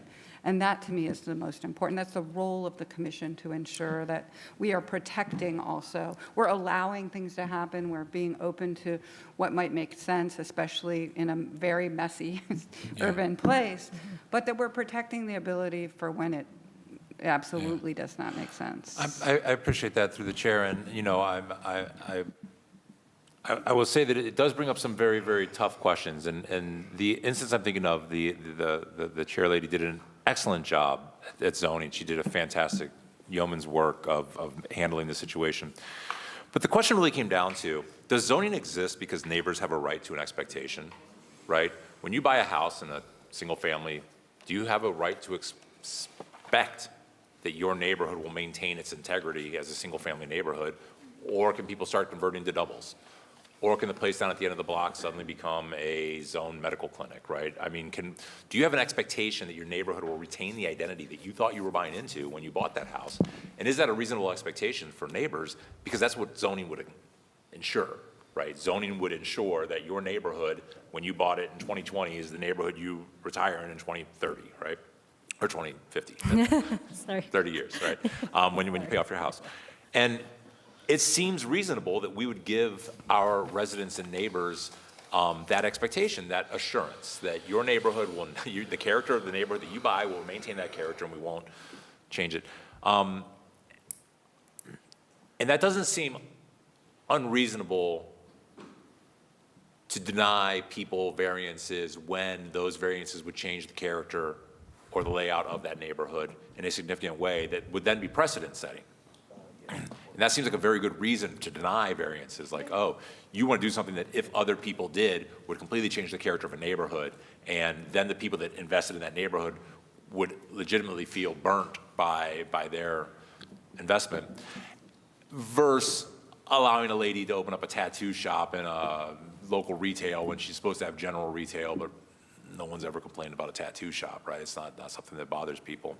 And I guess when it comes down to it, maybe this is a question for law, because when it comes down to it, they say you must prove that denial it proves a significant hardship. Well, like, you can always prove that, because my hardship is that you're making life hard on me, right? I mean, if you make life hard on me, that's a hardship, and if it's a significant hardship and I feel really bad about it, then you should give me my variance, right? And that doesn't quite seem like a very objective standard, and maybe that's a question for the law, and I guess I'll just wrap up. I did have one question, though, specifically through the chair to the director. Residents can appeal BZA decisions at the Court of Appeals, right? This is what the Court of Appeals is for. Can City Council appeal zoning and building standards and CPC decisions through a legal process? And I know there was going to be an ordinance issue, but maybe we're sidestepping that. Cool, but what is the city's side if the city disagrees? If the legislative and administrative sides of the city disagree, can we appeal? And I don't plan to. I have no issues that are lingering that I'm about ready to pull out of my back pocket. I'm just curious. Through the chair, I don't know if it's happened much before, but I'm pretty sure anybody can appeal a decision. That is kind of America, right? That's the United States. I will say this. The commission decisions are appealed at the Board of Zoning Appeals. So that's an important distinction. Commission's appealed at zoning. Commission Got it. is Okay. appealed at Board of Zoning Appeals. That's the first step. Board of Zoning Appeals is like our city's appeal body. Then after Board of Zoning Appeals, it then goes to the courts. So, and again, we are going to have Board of Zoning Appeals up. And we can talk more about this, but I will say that, yes, anybody can. I suppose it would be odd, perhaps, for the city to be suing the city, but I think it is possible. You know, we also have the ability to overturn planning commission's decision as well. Yeah, I know the legislative route, but I meant just more of a straight up appeal through normal upward channels. Councilman McCormick asked for a quick. A true point. I believe that council, and I'd ask our lawyers, can put things directly into common pleas. Right. I believe. That's my I understanding. don't know that it's really been done, but I think that they can. That we can. Mrs. Fields? Yeah, I was just going to say, typically what you're appealing, though, is that the decision was arbitrary and capricious. So I'm sorry, say it again? what you're appealing is that the decision was arbitrary and capricious. Yeah, that is the ground. So you can't, I mean, the decision has been made. You have to prove that there was a decision that was not based on rationale. I'll just wrap up this way, Mr. Chairman. The majority of the time we agree on everything. Most of the City Hall is home to conflict. It's really normal. It's part of our lives. We disagree. It's just what we have to do, and we disagree professionally, and it's okay. So I appreciate the work that you guys do. I know that a lot of people come to you, and a lot of people walk away huffing and puffing. So I know that you sometimes have stressful jobs. I appreciate the work that you do, and especially because I think you guys navigate a lot of very direct conflict, and so I appreciate that. It is a test of will to be able to hang in there for however many years it's been. So thanks for what you do. Thank you. Councilman Councilman Starr? Absolutely. Thank you. It's almost close together. No, thank you, through Chair. So, as it relates to the City Planning Commission, I definitely would like to just, I did some research and pulled up some history just to get an understanding of the Planning Commission, which dates back to 1915. And I did not know that Mayor Newton D. Baker was the one who helped champion this commission. And one of the things that the commission was championed on is the Home Rule, that charter amendment in 1913, from his time serving from 1912 to 1915, which is very important to where we are at today. So from that standpoint, it made me start to think about what is the selection process for someone to be able to join the City Planning Commission, because I believe it showed that it was one opening position or vacant position. So through the chair, what is the actual selection process in order to join the City Planning Commission, through the chair? Director. Through the chair to Councilman Starr. So there are a couple baseline qualifications. One, they must be a City of Cleveland resident. Two, actually, I don't know if there's many other qualifications. I mean, I think ultimately what we're looking for on the commission is a balance of people who understand planning, real estate development, law, architecture, urban design, landscape architecture, and other community. So we actually have a great commission right now that reflects almost all of those factors, right? So there's a historian, there's architects. August is the man. August is great, yes. He is an architect, he's licensed. We have a landscape designer, we have many different people, and I believe we reflect the racial diversity of the city as well. So.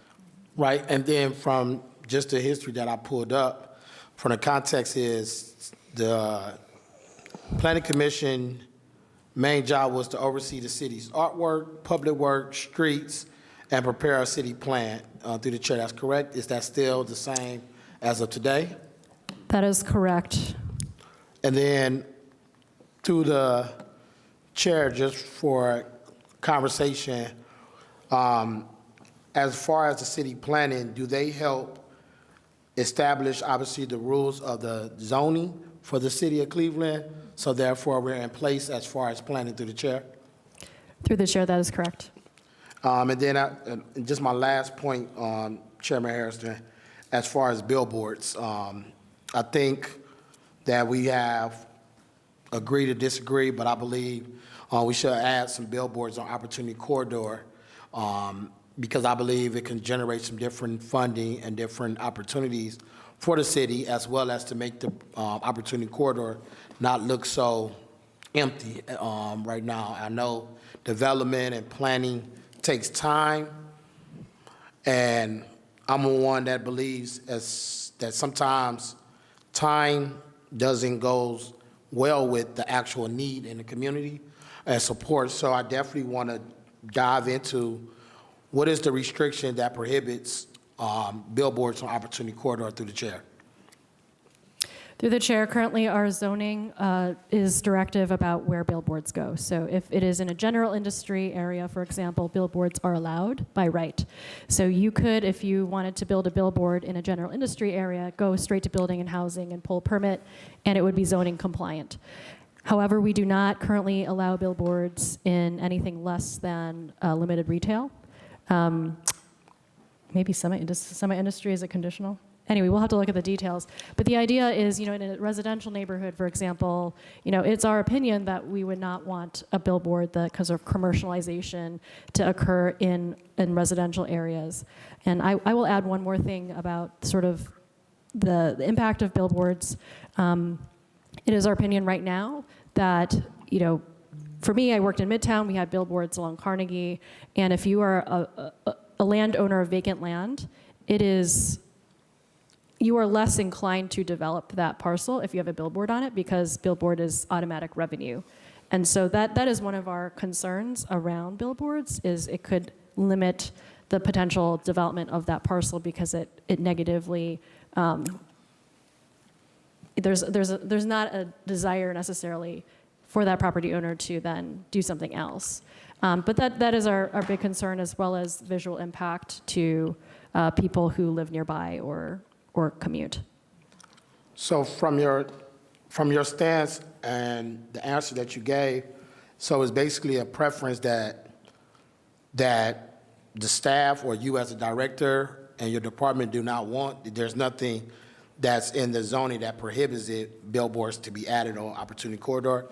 If the council wanted to do that, is that possible through the building, housing, and the permit process through the chair? Through the chair, as I mentioned, billboards are currently permitted through general industry, and the majority of Opportunity Corridor at this point has been zoned for the form-based code in anticipation of development. And with form-based code in place, that does not currently allow billboards, and so therefore you have to go to Board of Zoning Appeals for a variance. Okay, thank you. And to that point, I got you, Councilman McCormick. But when I look at Route 2, which is similar to like Opportunity Corridor, there's billboards over there. So if it's good for one route or one corridor, what's the difference between the other corridor, if I may ask through the chair? So through the chair, some billboards may be grandfathered in from a long time ago. These billboard laws, have evolved over time. And so some of the billboards that you see along Route 2, for example, may have been there for a while. And if they, again, are in a limited retail or above, so that includes local retail, residential districts, multifamily districts, you would require a variance because they are not currently allowed in those specific zoning districts. All right, thank you, and I yield, Chairman. Quick point. Answers in real time. Just went through the law. I believe it reads that 7 members, 1 seat's reserved for council, 6 others appointed, and the only criteria is City of Cleveland resident, it appears. Yep. That's right. Legal criteria. Obviously, there's other things, but all right, thank you, Chair. Okay. Thank you. I want to get BZA up here. Is it a question specifically for the Planning Commission? Yes, it Okay. is. All right.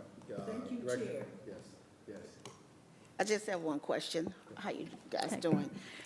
The one question is, when an entrepreneur wants to rent chair to anybody here, when I've been dealing with a lot of this now in Ward 4, when someone wants to put their business in a commercial building, why are they able only to go through Building and Housing BZA and not go to a hearing for a hearing with the council or the resident for them to bring their business in a commercial building? Through the chair to the councilwoman. Thank So you. if there is, again, if they are permitted by right, they are allowed to pull a permit in Building and Housing directly. So if you, for example, I'll give several examples. So if you want to open up a hair salon in local retail, the law is saying you can do that. And so the process, therefore, is go to Building and Housing for a permit. If there's a change of occupancy, it just needs to fit that law, and then you can go through the process. And we agree with that because we don't want to hinder small business owners from being able to do what they are legally allowed to do. They should be able to get their permit. So that becomes then a question of zoning. If there's something that you disagree with, or we disagree with, it needs to change in the zoning law in order for that to be allowed. And that is where the public hearing then comes in. So everything that's allowed should just proceed through the process. Everything that's an exception should be reviewed. And if I may, through the chair, exteriors are reviewed if it's in a design review district. If it's not in a design review district, it does not come to design review. So that is okay because most of the commercial corridors have design review. We don't want our residents to have to go through design review for their house, for example. If you want to change your siding, you should just be able to go pull permit. Okay. I was just wondering, how does that work? Because so many businesses are opening up in the southeast side, in old buildings that haven't been used in over 15, 20 years, but now they are being able to operate because they got the permit to building, and they renovate the internal, but still the building itself. I don't understand how you can get a permit for a building that's been closed for 15, 20 years and then open up your retail because it was that type of retail, and you bring in the same retail back in 15, 20 years later, and the entire building itself is still not, for my view and for the residents' view, is still in a deplorable shape and not up to par to even have a business back in that building if the whole building is in a deplorable state, and you only permitting for that section of that building to be open when the other part of the building is still in a deplorable state. So we're just confused on how That's happening, yeah. how's that happening, and it's not an economic investment decision for us to move forward if we're looking for the beautification of our community and to invest all this money that's coming into the community, and we still have buildings in deplorable state, and you got one little section that people are getting, are obtaining business and making money that, you know, that's not coming into our community. So that's why I asked that particular question. I would stick around for building and housing so they can engage in that conversation as well, okay? Okay. All And right. one, just quick one for the director. I know you brought something up to my, you brought something to my attention a couple months ago about Union. Is that still, you said that you want to do a pilot plan about the 140th and Union, looking at to do like is that a safe street pilot? Is that something you want to, I can wait, we can do that sideline. Let's do it separately. Okay. Yeah, I can All update you right. separately. Okay, because I really like the idea. Yep, okay, good. Okay, so. Thank you, It's on our Councilwoman. list, it's on our Okay, list. Councilwoman all right, Spencer? thank you. Thank you. Thank you, Chair. Thank you, Mr. Chair. You know, I really want to make a brief statement, which is that, through the chair, that your staff director are outstanding, and it's really been a pleasure. And so I think we can't name all of them individually at the table today, but just know that I've been so impressed by staff. And I do want to individually shout out Nate Lull, because it has been an absolutely phenomenal experience working with Nate, and his professionalism is so helpful in the community. I also want to applaud this kind of new alignment and partnership between planning and ED, and I understand CD now too, trying to get these regions all aligned so you have a planner, a CD staff person, and an economic development staff person all taking responsibility for the same footprint and working in coordination. And I think that's a brilliant move, and I'm just very appreciative of it. So I wanted to share that. Thank you. Thank you, Councilwoman. Thank you, Chair Curry. Yes. Okay, thank All you, right, thank you, we're going to bring up Chairwoman Faith from the BZA. And thank you to all the chairs and directors, secretaries. We thank you for your patience. These conversations can be long-winded. Hey, my favorite chair right here. That's right. That's right. Operational means long. Good morning, Madam Chairwoman. Madam Chairwoman, Secretary.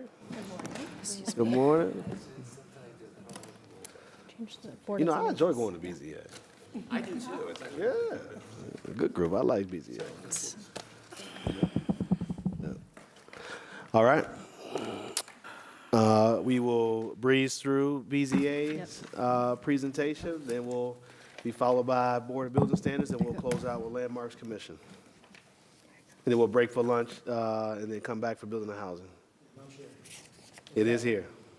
It's coming. Oh, you got a microwave. It's okay. Thank you. All right, Director. Thank you, Mr. Chair. I'm going to turn it over to Liz Kukla, who is the secretary, as well as Chairwoman Alana Faith. Thank you. All right. Good afternoon. Thank My you. name is Liz Kukla. I'm Secretary of the Board of Zoning Appeals. I believe you all know me. I'm just going to go through the slides quickly, not to hold you up too much. The Board of Zoning Appeals current members are Alana Faith, Nina Holzer, Priscilla Roca, Arlisha Wilson, Marcus Madison. So we're fully staffed up. We have 5 members. Currently, the office staff is 2. Historically, it's always been 2. Elizabeth Kukla, that's me, and Brittany Jones, assistant administrator. And we do have a court recorder that is on contract. So as you know, the public hearings are conducted for each case where evidence is presented by applicants, city officials, and relevant parties to justify the board in granting relief from practical difficulty, unnecessary hardship caused by strict compliance with provisions of the city's zoning code. As the Brittany and I, as the staff board, maintains detailed records of proceedings of the Board of Zoning Appeals as required by the city charter and the laws of the state of Ohio. Our key programs are listed. I'm not sure if that's on here. Yep. Our key programs are processing appeals, providing case research, sending public notice, and providing customer service to the appellants. And then you all know the variances that we see, or the cases that we see. Most of them are variances from the building and housing notice of nonconformances. We occasionally get violations regarding the zoning issues. Many of those are the unauthorized use situations. And then we see the license and assessments, appeals, grass cutting, a large trash set out, and any administrative appeals that were mentioned earlier by the director. So this information is a little outdated. I believe we did this in October, but the current number of cases that we have taken in to date is 206. And at this time, the cases that are granted are approximately 130, I believe. It still remains 6 cases denied, 7 cases dismissed and withdraw, and approximately 80 cases that are pending. I do have Excel spreadsheets broken down into wards if you guys would like to see. Should I get them all to you? I printed 17, so yeah. Just in case you wanted them. So I think that covers everything. Let me see. So these are our numbers. The budget headcount total, including the board members, is 7. We have no vacancies and no positions approved. And we are happy with the budget as it is. We're not asking for any more money at this time, other than, actually, we are not asking for any more money at this time. Thank you. Okay, I heard a other than. Okay. All right, There are no, discussions. thank you, Mrs. Kukla, for your presentation. Just two things from me. One, again, I think you and the chairwoman and the board does a great job, and so I always appreciate coming to BZA. A very professional, very,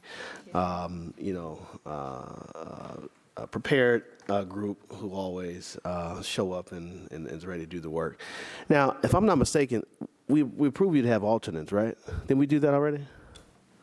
Was something that we were? Mr. Chair, we have discussed it, but because the Board of Zoning Appeals is a chartered body, we may need to make an amendment to the charter. However, I wonder if there's another opportunity to create an ordinance that would allow alternates. We would like alternates because every other board and commission has alternates except BZA. Okay, I knew that was Yeah. among 50 million other things that come to me. So, Mr. Titron, can we make sure we add that to our list, to-do list, that we work on getting that done for BZA? All right.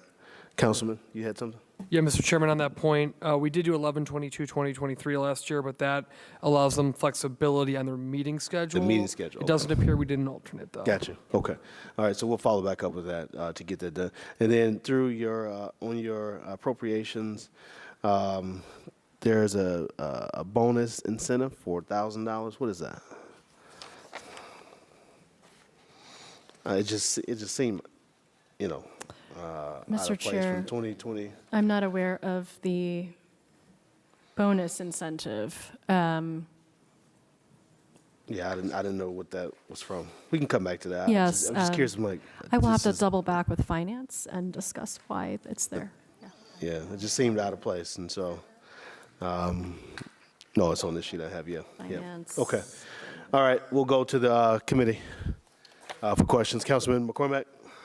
Thank you, Chair. I'll be brief. One, I think we should definitely look at the alternate issue. I know that sometimes it's a problem, but I wanted to thank our chairwoman and our secretary.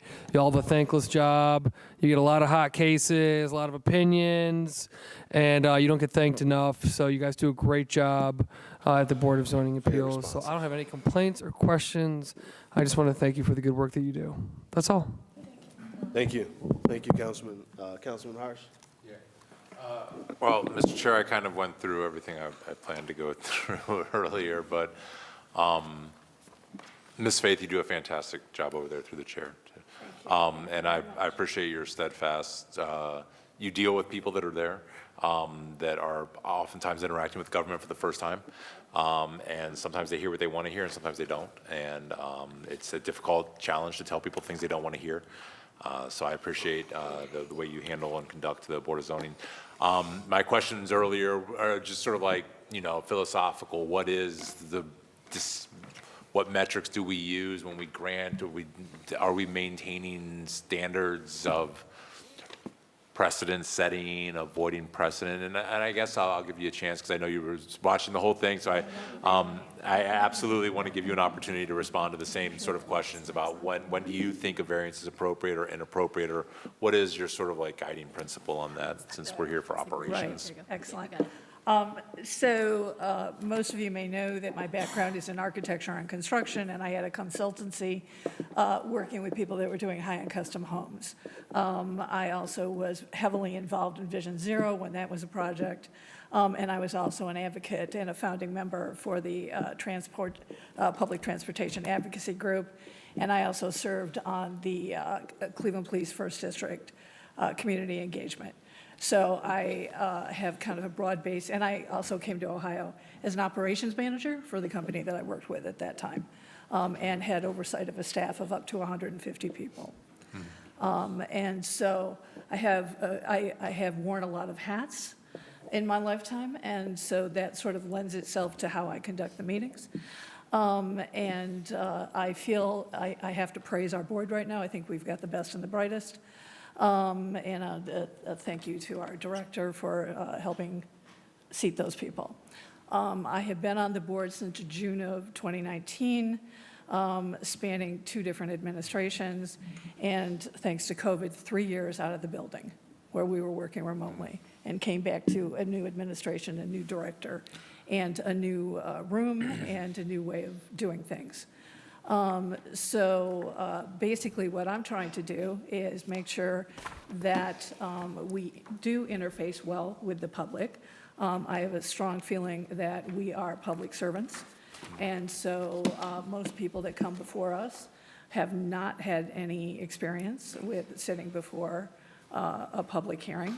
And so we have actually gone to introducing the members of our legal advisor, the member of the law department that sits with us through hearings. We introduced Ms. Kukla, we introduced the city planner, and then as a course of calling roll, all the board members are introduced as well as the senior zoning administrator, Ms. Leonard, so that they have an idea of who the players are in the room. And we also have started reading. I have given all of our board members roles because it's important to me to train the staff. So we have someone who administers the oath, someone who reads the cases, someone who is now our meeting sentry and reads the rules of the, essentially Robert's rules and what people need to do to expect sort of your in-flight safety training, if you will. And that is so that they are more engaged in cross-training in the roles, and we can do some succession planning with the board. To your point, what is important to us is that we have 2 kind of serious things that we use to evaluate our decisions. And I brought with me just my paperwork. But sort of our guiding principles are the legal standards, and now I can't pull it up, but anyway. So our guiding principles are the legal standards, which are presented to us from the law department in advance of the meeting. And so those are the ground rules for which we determine a case. Because as you have observed, sometimes it gets very emotional in the room, particularly when we have a lot of people in the room that are speaking, who are members of the public and the community members. And so we need to sort of de-escalate the emotion sometimes and go to what the ground rules are, which are the legal standards. And the other thing that we look at is also that our decisions based on granting variances are in perpetuity to the parcel of land when it's something related to real estate. And so consequently, we take that into serious consideration as well. So we like to hear the pros and the cons. We like to certainly have the input of council, and that's why I always encourage everyone to come and see us in person, or at least be virtual with us. And so it helps us in guiding our decisions. Excellent, So- thank you. Through the chair, and whoever wants to handle this, I keep coming back to, and I appreciate all of that, and I agree, I think you do a very good job. When the law says that the appellant must prove denial of the variance poses a significant hardship, that's hardship to the owner of the building, not the person that wants to operate. Correct. Right. And through the chair, is there an objective standard about what poses a hardship to the owner of the building? Like, you can say, yeah, you can't do that here, but there's a million other things you can do here, so it's not a hardship. You bought the building knowing the zoning. You are fully aware of what's allowed in there if you look it up. Like, what is the standard of, how does the law department tell you, oh, that's a hardship, that's not a hardship? Is that something you're instructed on, or do they like pop in your ear and say, oh, this one is a hardship and this one isn't, or do you just have to feel it out? One of my board members, that is her question typically. Oh, yeah, okay. What is your hardship? Yeah. And if there is another alternative for use of that building, Yeah. then, we have a discussion about that. Because depending on how much, objection there is to what is the proposed use, are there other options? Right. Sometimes there are, sometimes there aren't. So that is a consideration as well. Yeah, okay. I suppose it falls more into the legal world. I can't get over this this notion that nobody has a right to operate anything. You don't have a right to run a business. That's not life, liberty, and the pursuit of happiness. Those are your rights, right? Equal ballot access, in the polls, whatever. But operating a business is not your right, and having a type of business in a building is not a right. So when does it represent a hardship? That seems like a very subjective standard, or a very subjective decision. The law department can decide when something's a hardship and when it's not a hardship. But I don't know. It's just I'm probably not going to get the answer I'm trying to get to. But I think I have an answer sort of to that. Sure. When it deals with a use, one thing they have to prove is that denial of the variance would take away any value from that property. So, it has to be, if we were to say, no, you can't put anything in there other than residential and it's zoned retail, so I'm sort of getting towards that. So if the board, the appellant would have to show that the board, in denying the variance, has taken away their right to use the property at all, or put any retail in there. So that's the standard, so that they'll lose all economic viability of that building with the denial. Okay. I'm all done. Thank you. I appreciate all the work that you guys do day in and day out. I want to thank you. So there's not a thankless job. So thank you. You're welcome. Thank you. Appreciate that. Thank you.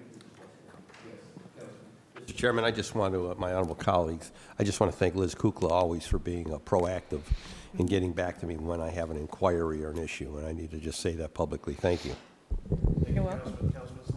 Thank you. And yeah, to kind of follow up on Councilman Harsh's point, I know there's, for example, an instance where someone was operating an event space in a local retail area in a multi-bay building where all of the other units were occupied. So to me, I know in speaking against that variance, I basically said, in so many words, there's been no issues with the zoning and the rest of this structure, so why is this one particular unit different than the others? You know, that was my, and it was unlike, like, say, the Variety Theater, I think would need a zoning variance to reopen as a theater. It was very custom built for a theater, you know, like what are you gonna do with a theater but have it be a theater?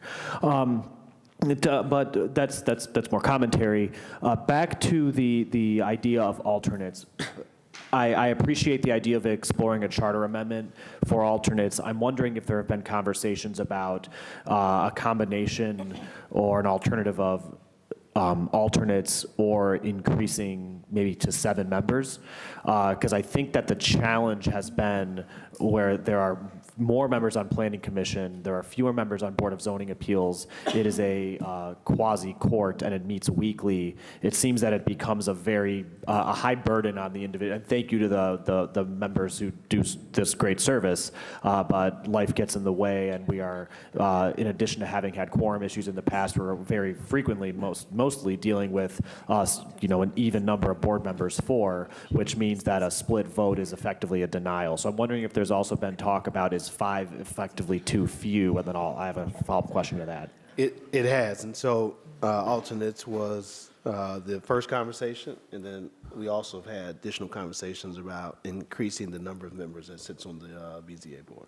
Okay, that's good to hear. We just haven't narrowed down what direction that we would like to go into. Right. Again, and just in the spirit of no bad ideas and brainstorming, I've honestly, so if I were a private employer and I found out that my employee wanted to do this great community service, but it was going to take, a significant portion of every single Monday, I'd almost be more inclined, maybe I'd be more inclined on a personal note to say, hey, instead of 1 meeting every week, maybe it's 2 meetings a month that are all day. And I know that sounds like a burden, but would we have better, maybe we could explore if there'd be better attendance if it were fewer days, longer hours.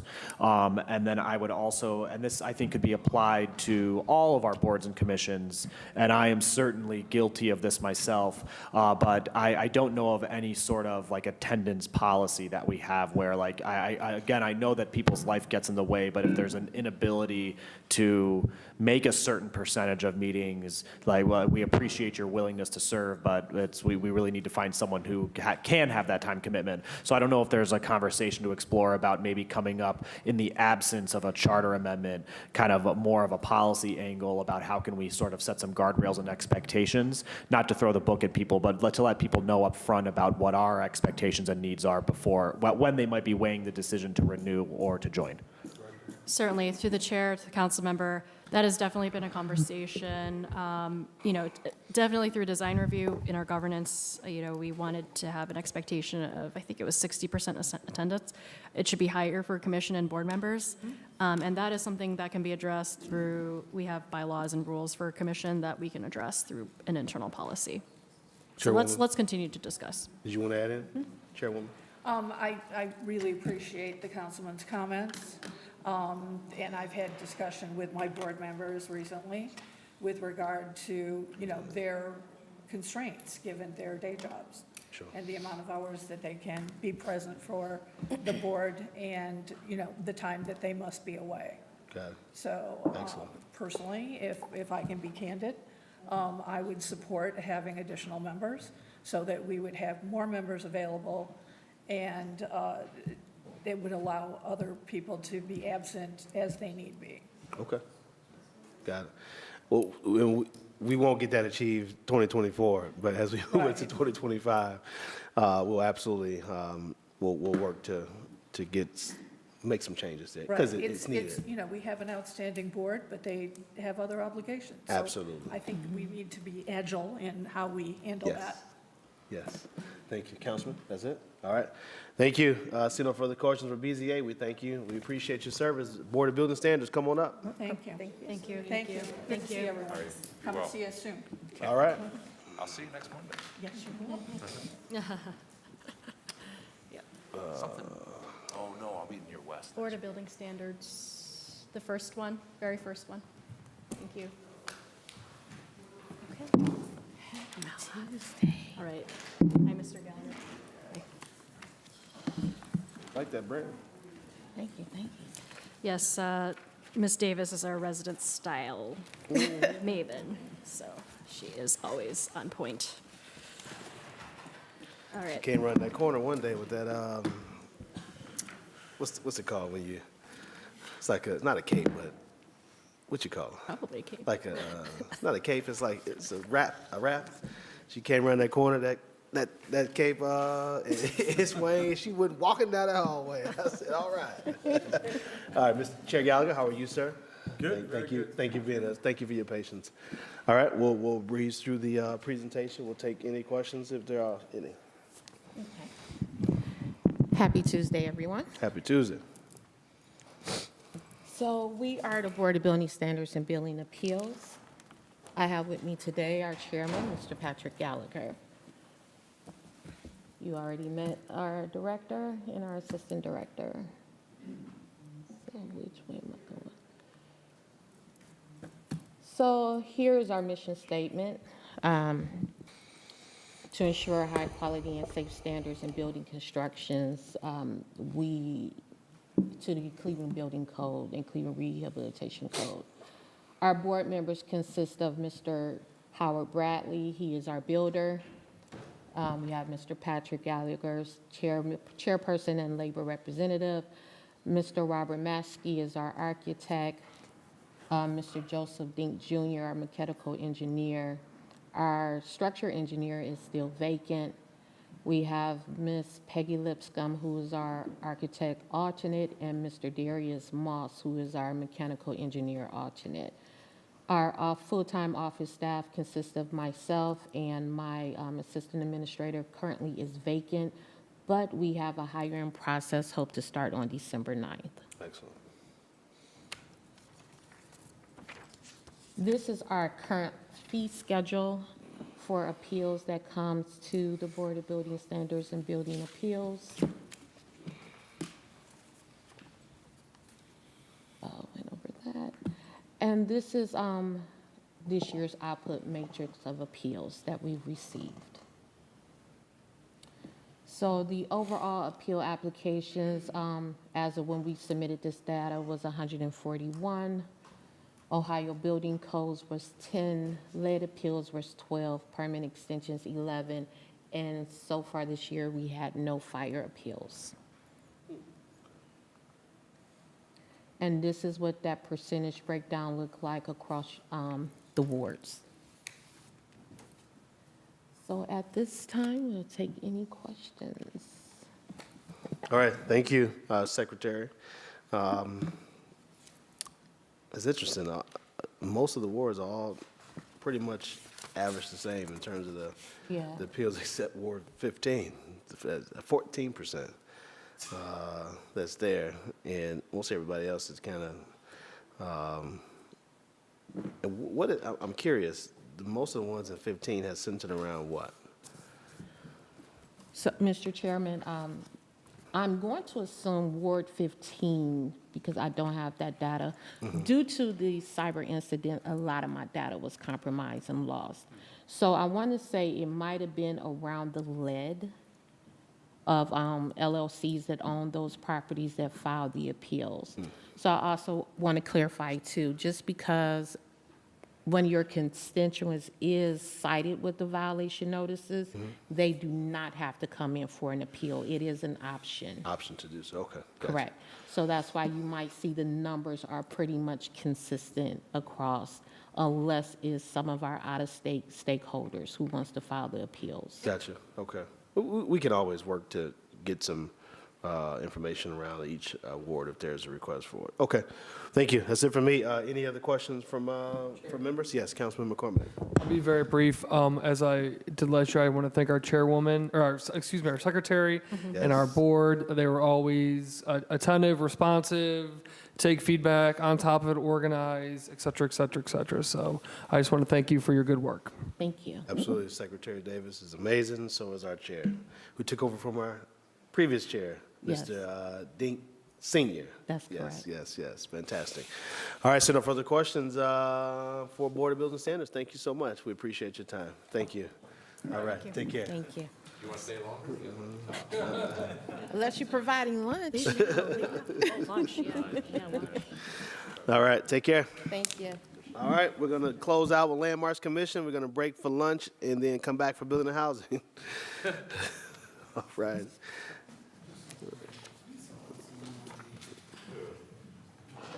Not you. The chair, he's talking about you. I know. All right. Ms. Inez, we have the adjustment. Thank you. Looks like we printed a few extra copies of Mr. Brunge's passing Thank out you, Mr. Burgess. landmarks in each ward.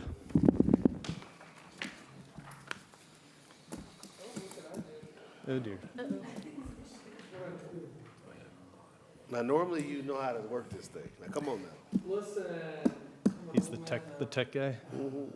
Him and Councilman Starr. I've never seen this board Me, I before. run away. I don't.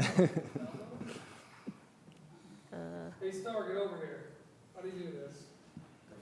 Can I start with some remarks? Yeah, okay. Well, everyone has it on their tablet, so we can actually, we can go ahead and start. Yeah, Why? I just wanna Because it comment is on before your everyone's work. tablet, Yeah. so they Yeah. have it in front Okay. of them. Okay. Let's get started. I Thank know you. that lunch is awaiting. Mr. Chair, I do want to commend Mr. Musson.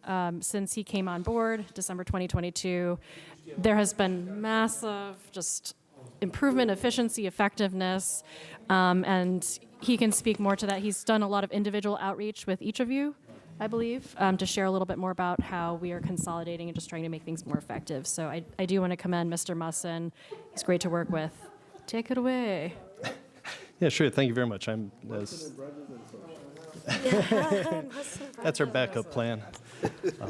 Yeah, I'm Dan Musson, Secretary of the Landmarks Commission. Yes, sir. I think everyone has a copy of my presentation but Yes. me at this point. So just kind of go through it real quick, give you the abbreviated version. You guys, as City Council, established our Landmarks Ordinance in 1971. That's the first citywide preservation ordinance in the state of Ohio.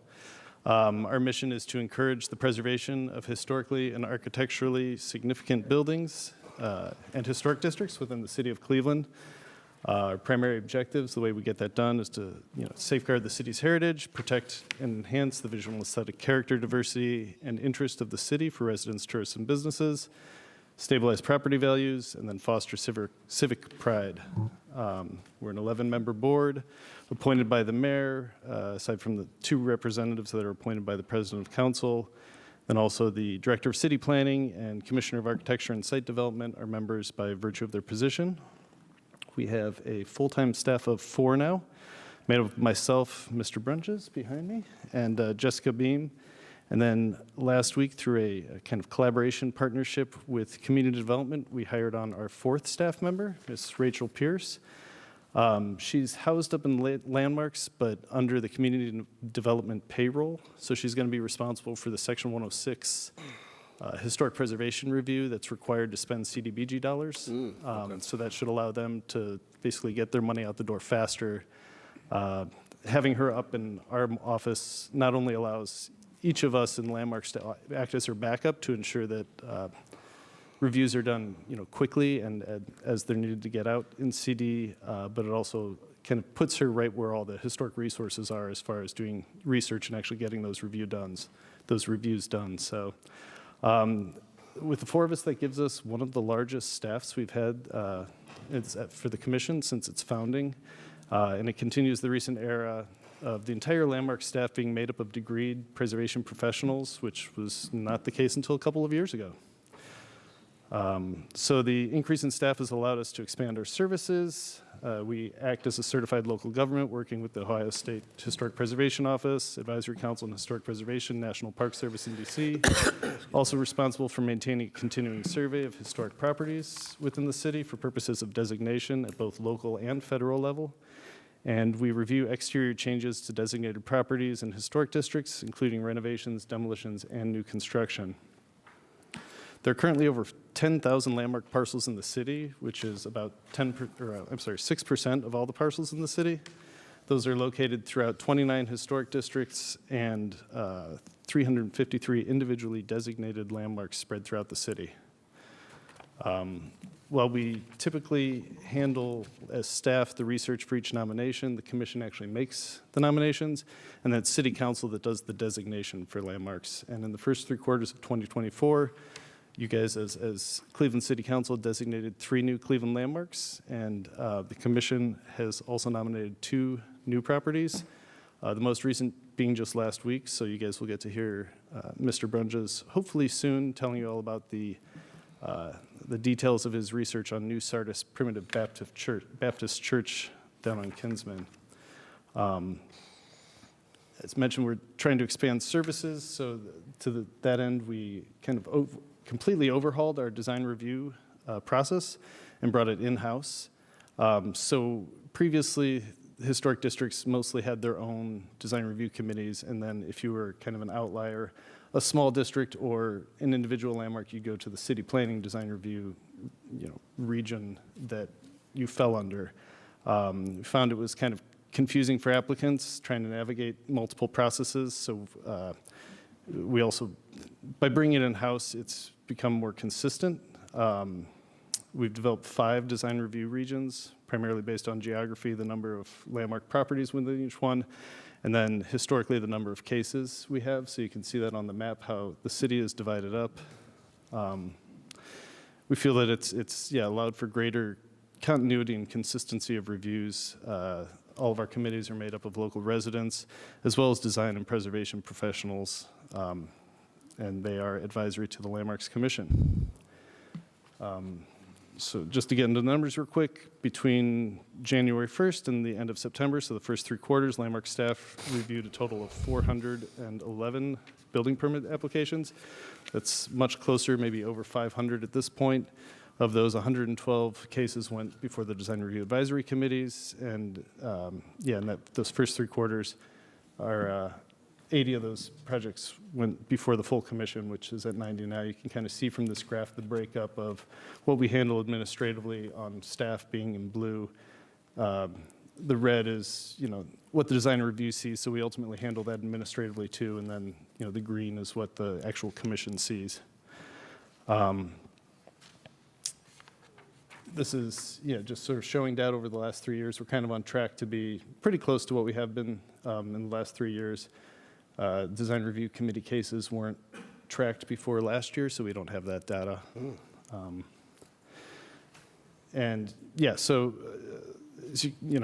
We've been trying to streamline the process as much as possible, like only sending things to landmarks that really need to go to landmarks to the full commission. So to that end, we've adopted policies for roofing, residential window replacements, and solar panel installations. So these policies and guidelines allow applicants to bypass the design review process entirely and allow staff to administratively approve projects that meet the guidelines that are laid out within each policy. So far, they've proven effective. I think they've been helpful for applicants because they now have a better understanding of what Landmarks is looking for in various types of projects. We're working on some additional policies and making a considered effort to do more community outreach. We'd love to be meeting with more block clubs and residents of our historic districts, not only to share the history of the neighborhoods, but talk about what it means to be a landmark and the responsibilities that come along with designation. Over the past few years, we worked with Little Italy Redevelopment Corp. To develop design guidelines for their neighborhood and historic district, and we'd love to work towards developing guidelines in other areas as well.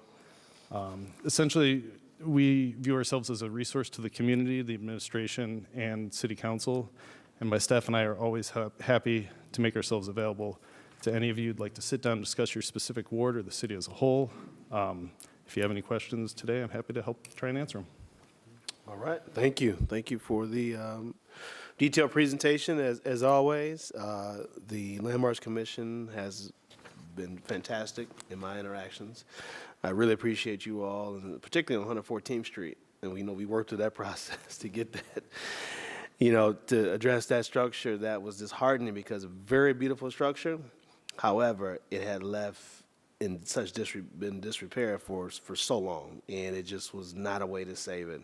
But I appreciate the commission coming out and walking through the property, at least the areas that we could, because it was very dangerous, and got a chance that we saved some of the stone on the property and some other things, some other aspects from that property before it was demolished. But you know, people don't always know that you come out of the office, you're actually out in the neighborhoods, you are going to view properties, and you're going to some dangerous situations at times. And so, we just appreciate your work. You've been fantastic, and I thank you for all of the work that you're doing to streamline and create better processes for the department, your commission. Thank you. All right, Councilman, you had something? Thank you, Chair. I'll be very brief. I want to thank the Commissioner for their work. I'm curious, Chair, to the Director and to our Secretary, how the solar policy is working. Yeah, through the chair, I guess it's worked pretty well so far. We've used it in a number of cases and been able to administratively approve projects. There were a couple cases where I think there was some misunderstanding of what the policy actually said and how it was meant to work. Ultimately, those got ironed out. It just meant a longer process for the applicants because they, I think, didn't fully understand the policy. Since then, I've been trying to reach out, do more outreach, particularly in that neighborhood in particular where there was the misunderstanding, to make sure that they understand what the policies say, what they mean, and how they can help people move forward more quickly. Because, yeah, solar panels are something we encourage, want to see more of, so we want to make that as easy as possible. Thank you, Chair. Thank you. All right, I want to thank our council representative, Councilwoman Gray, who sits on the board as well, who represents us very well. She is on top of things, as we expect her to be, and so we thank her for her work. If she want to provide any brief comments. Yes, just brief comments. I want to say thank you for Councilman President Blaine Griffin for putting me on the Landmark Commission board, and I really have learned a lot, very educational about learning about your community, especially the historical part, and getting out in the community, traveling with them, going into these historical buildings. And you're right, there's a lot of danger, which I don't go in. I stay out as I watch them in. I just look up. That's right. Budget for some hard hats. But it has been very educational, learning from the commission board and the staff. I really appreciate their time and patience for me being on the board, and I've learned a lot. So I'm glad I'm on the. I'm glad I partnered up with this Landmark Commission board. So appreciate you, Director and Assistant Director, for helping me out too, because they have given me one-on-one conversations for me to understand more. So thank you for that. Good, thank you. Also, Carl, thank you. That's Brother Carl. Hey, Brother Carl. Brother Carl. Okay. All right, listen, thank you so much. Thank you, Landmarks Commission. We appreciate your time. To those who are looking and watching, we'll be back here at 2:05. Thank you. And I appreciate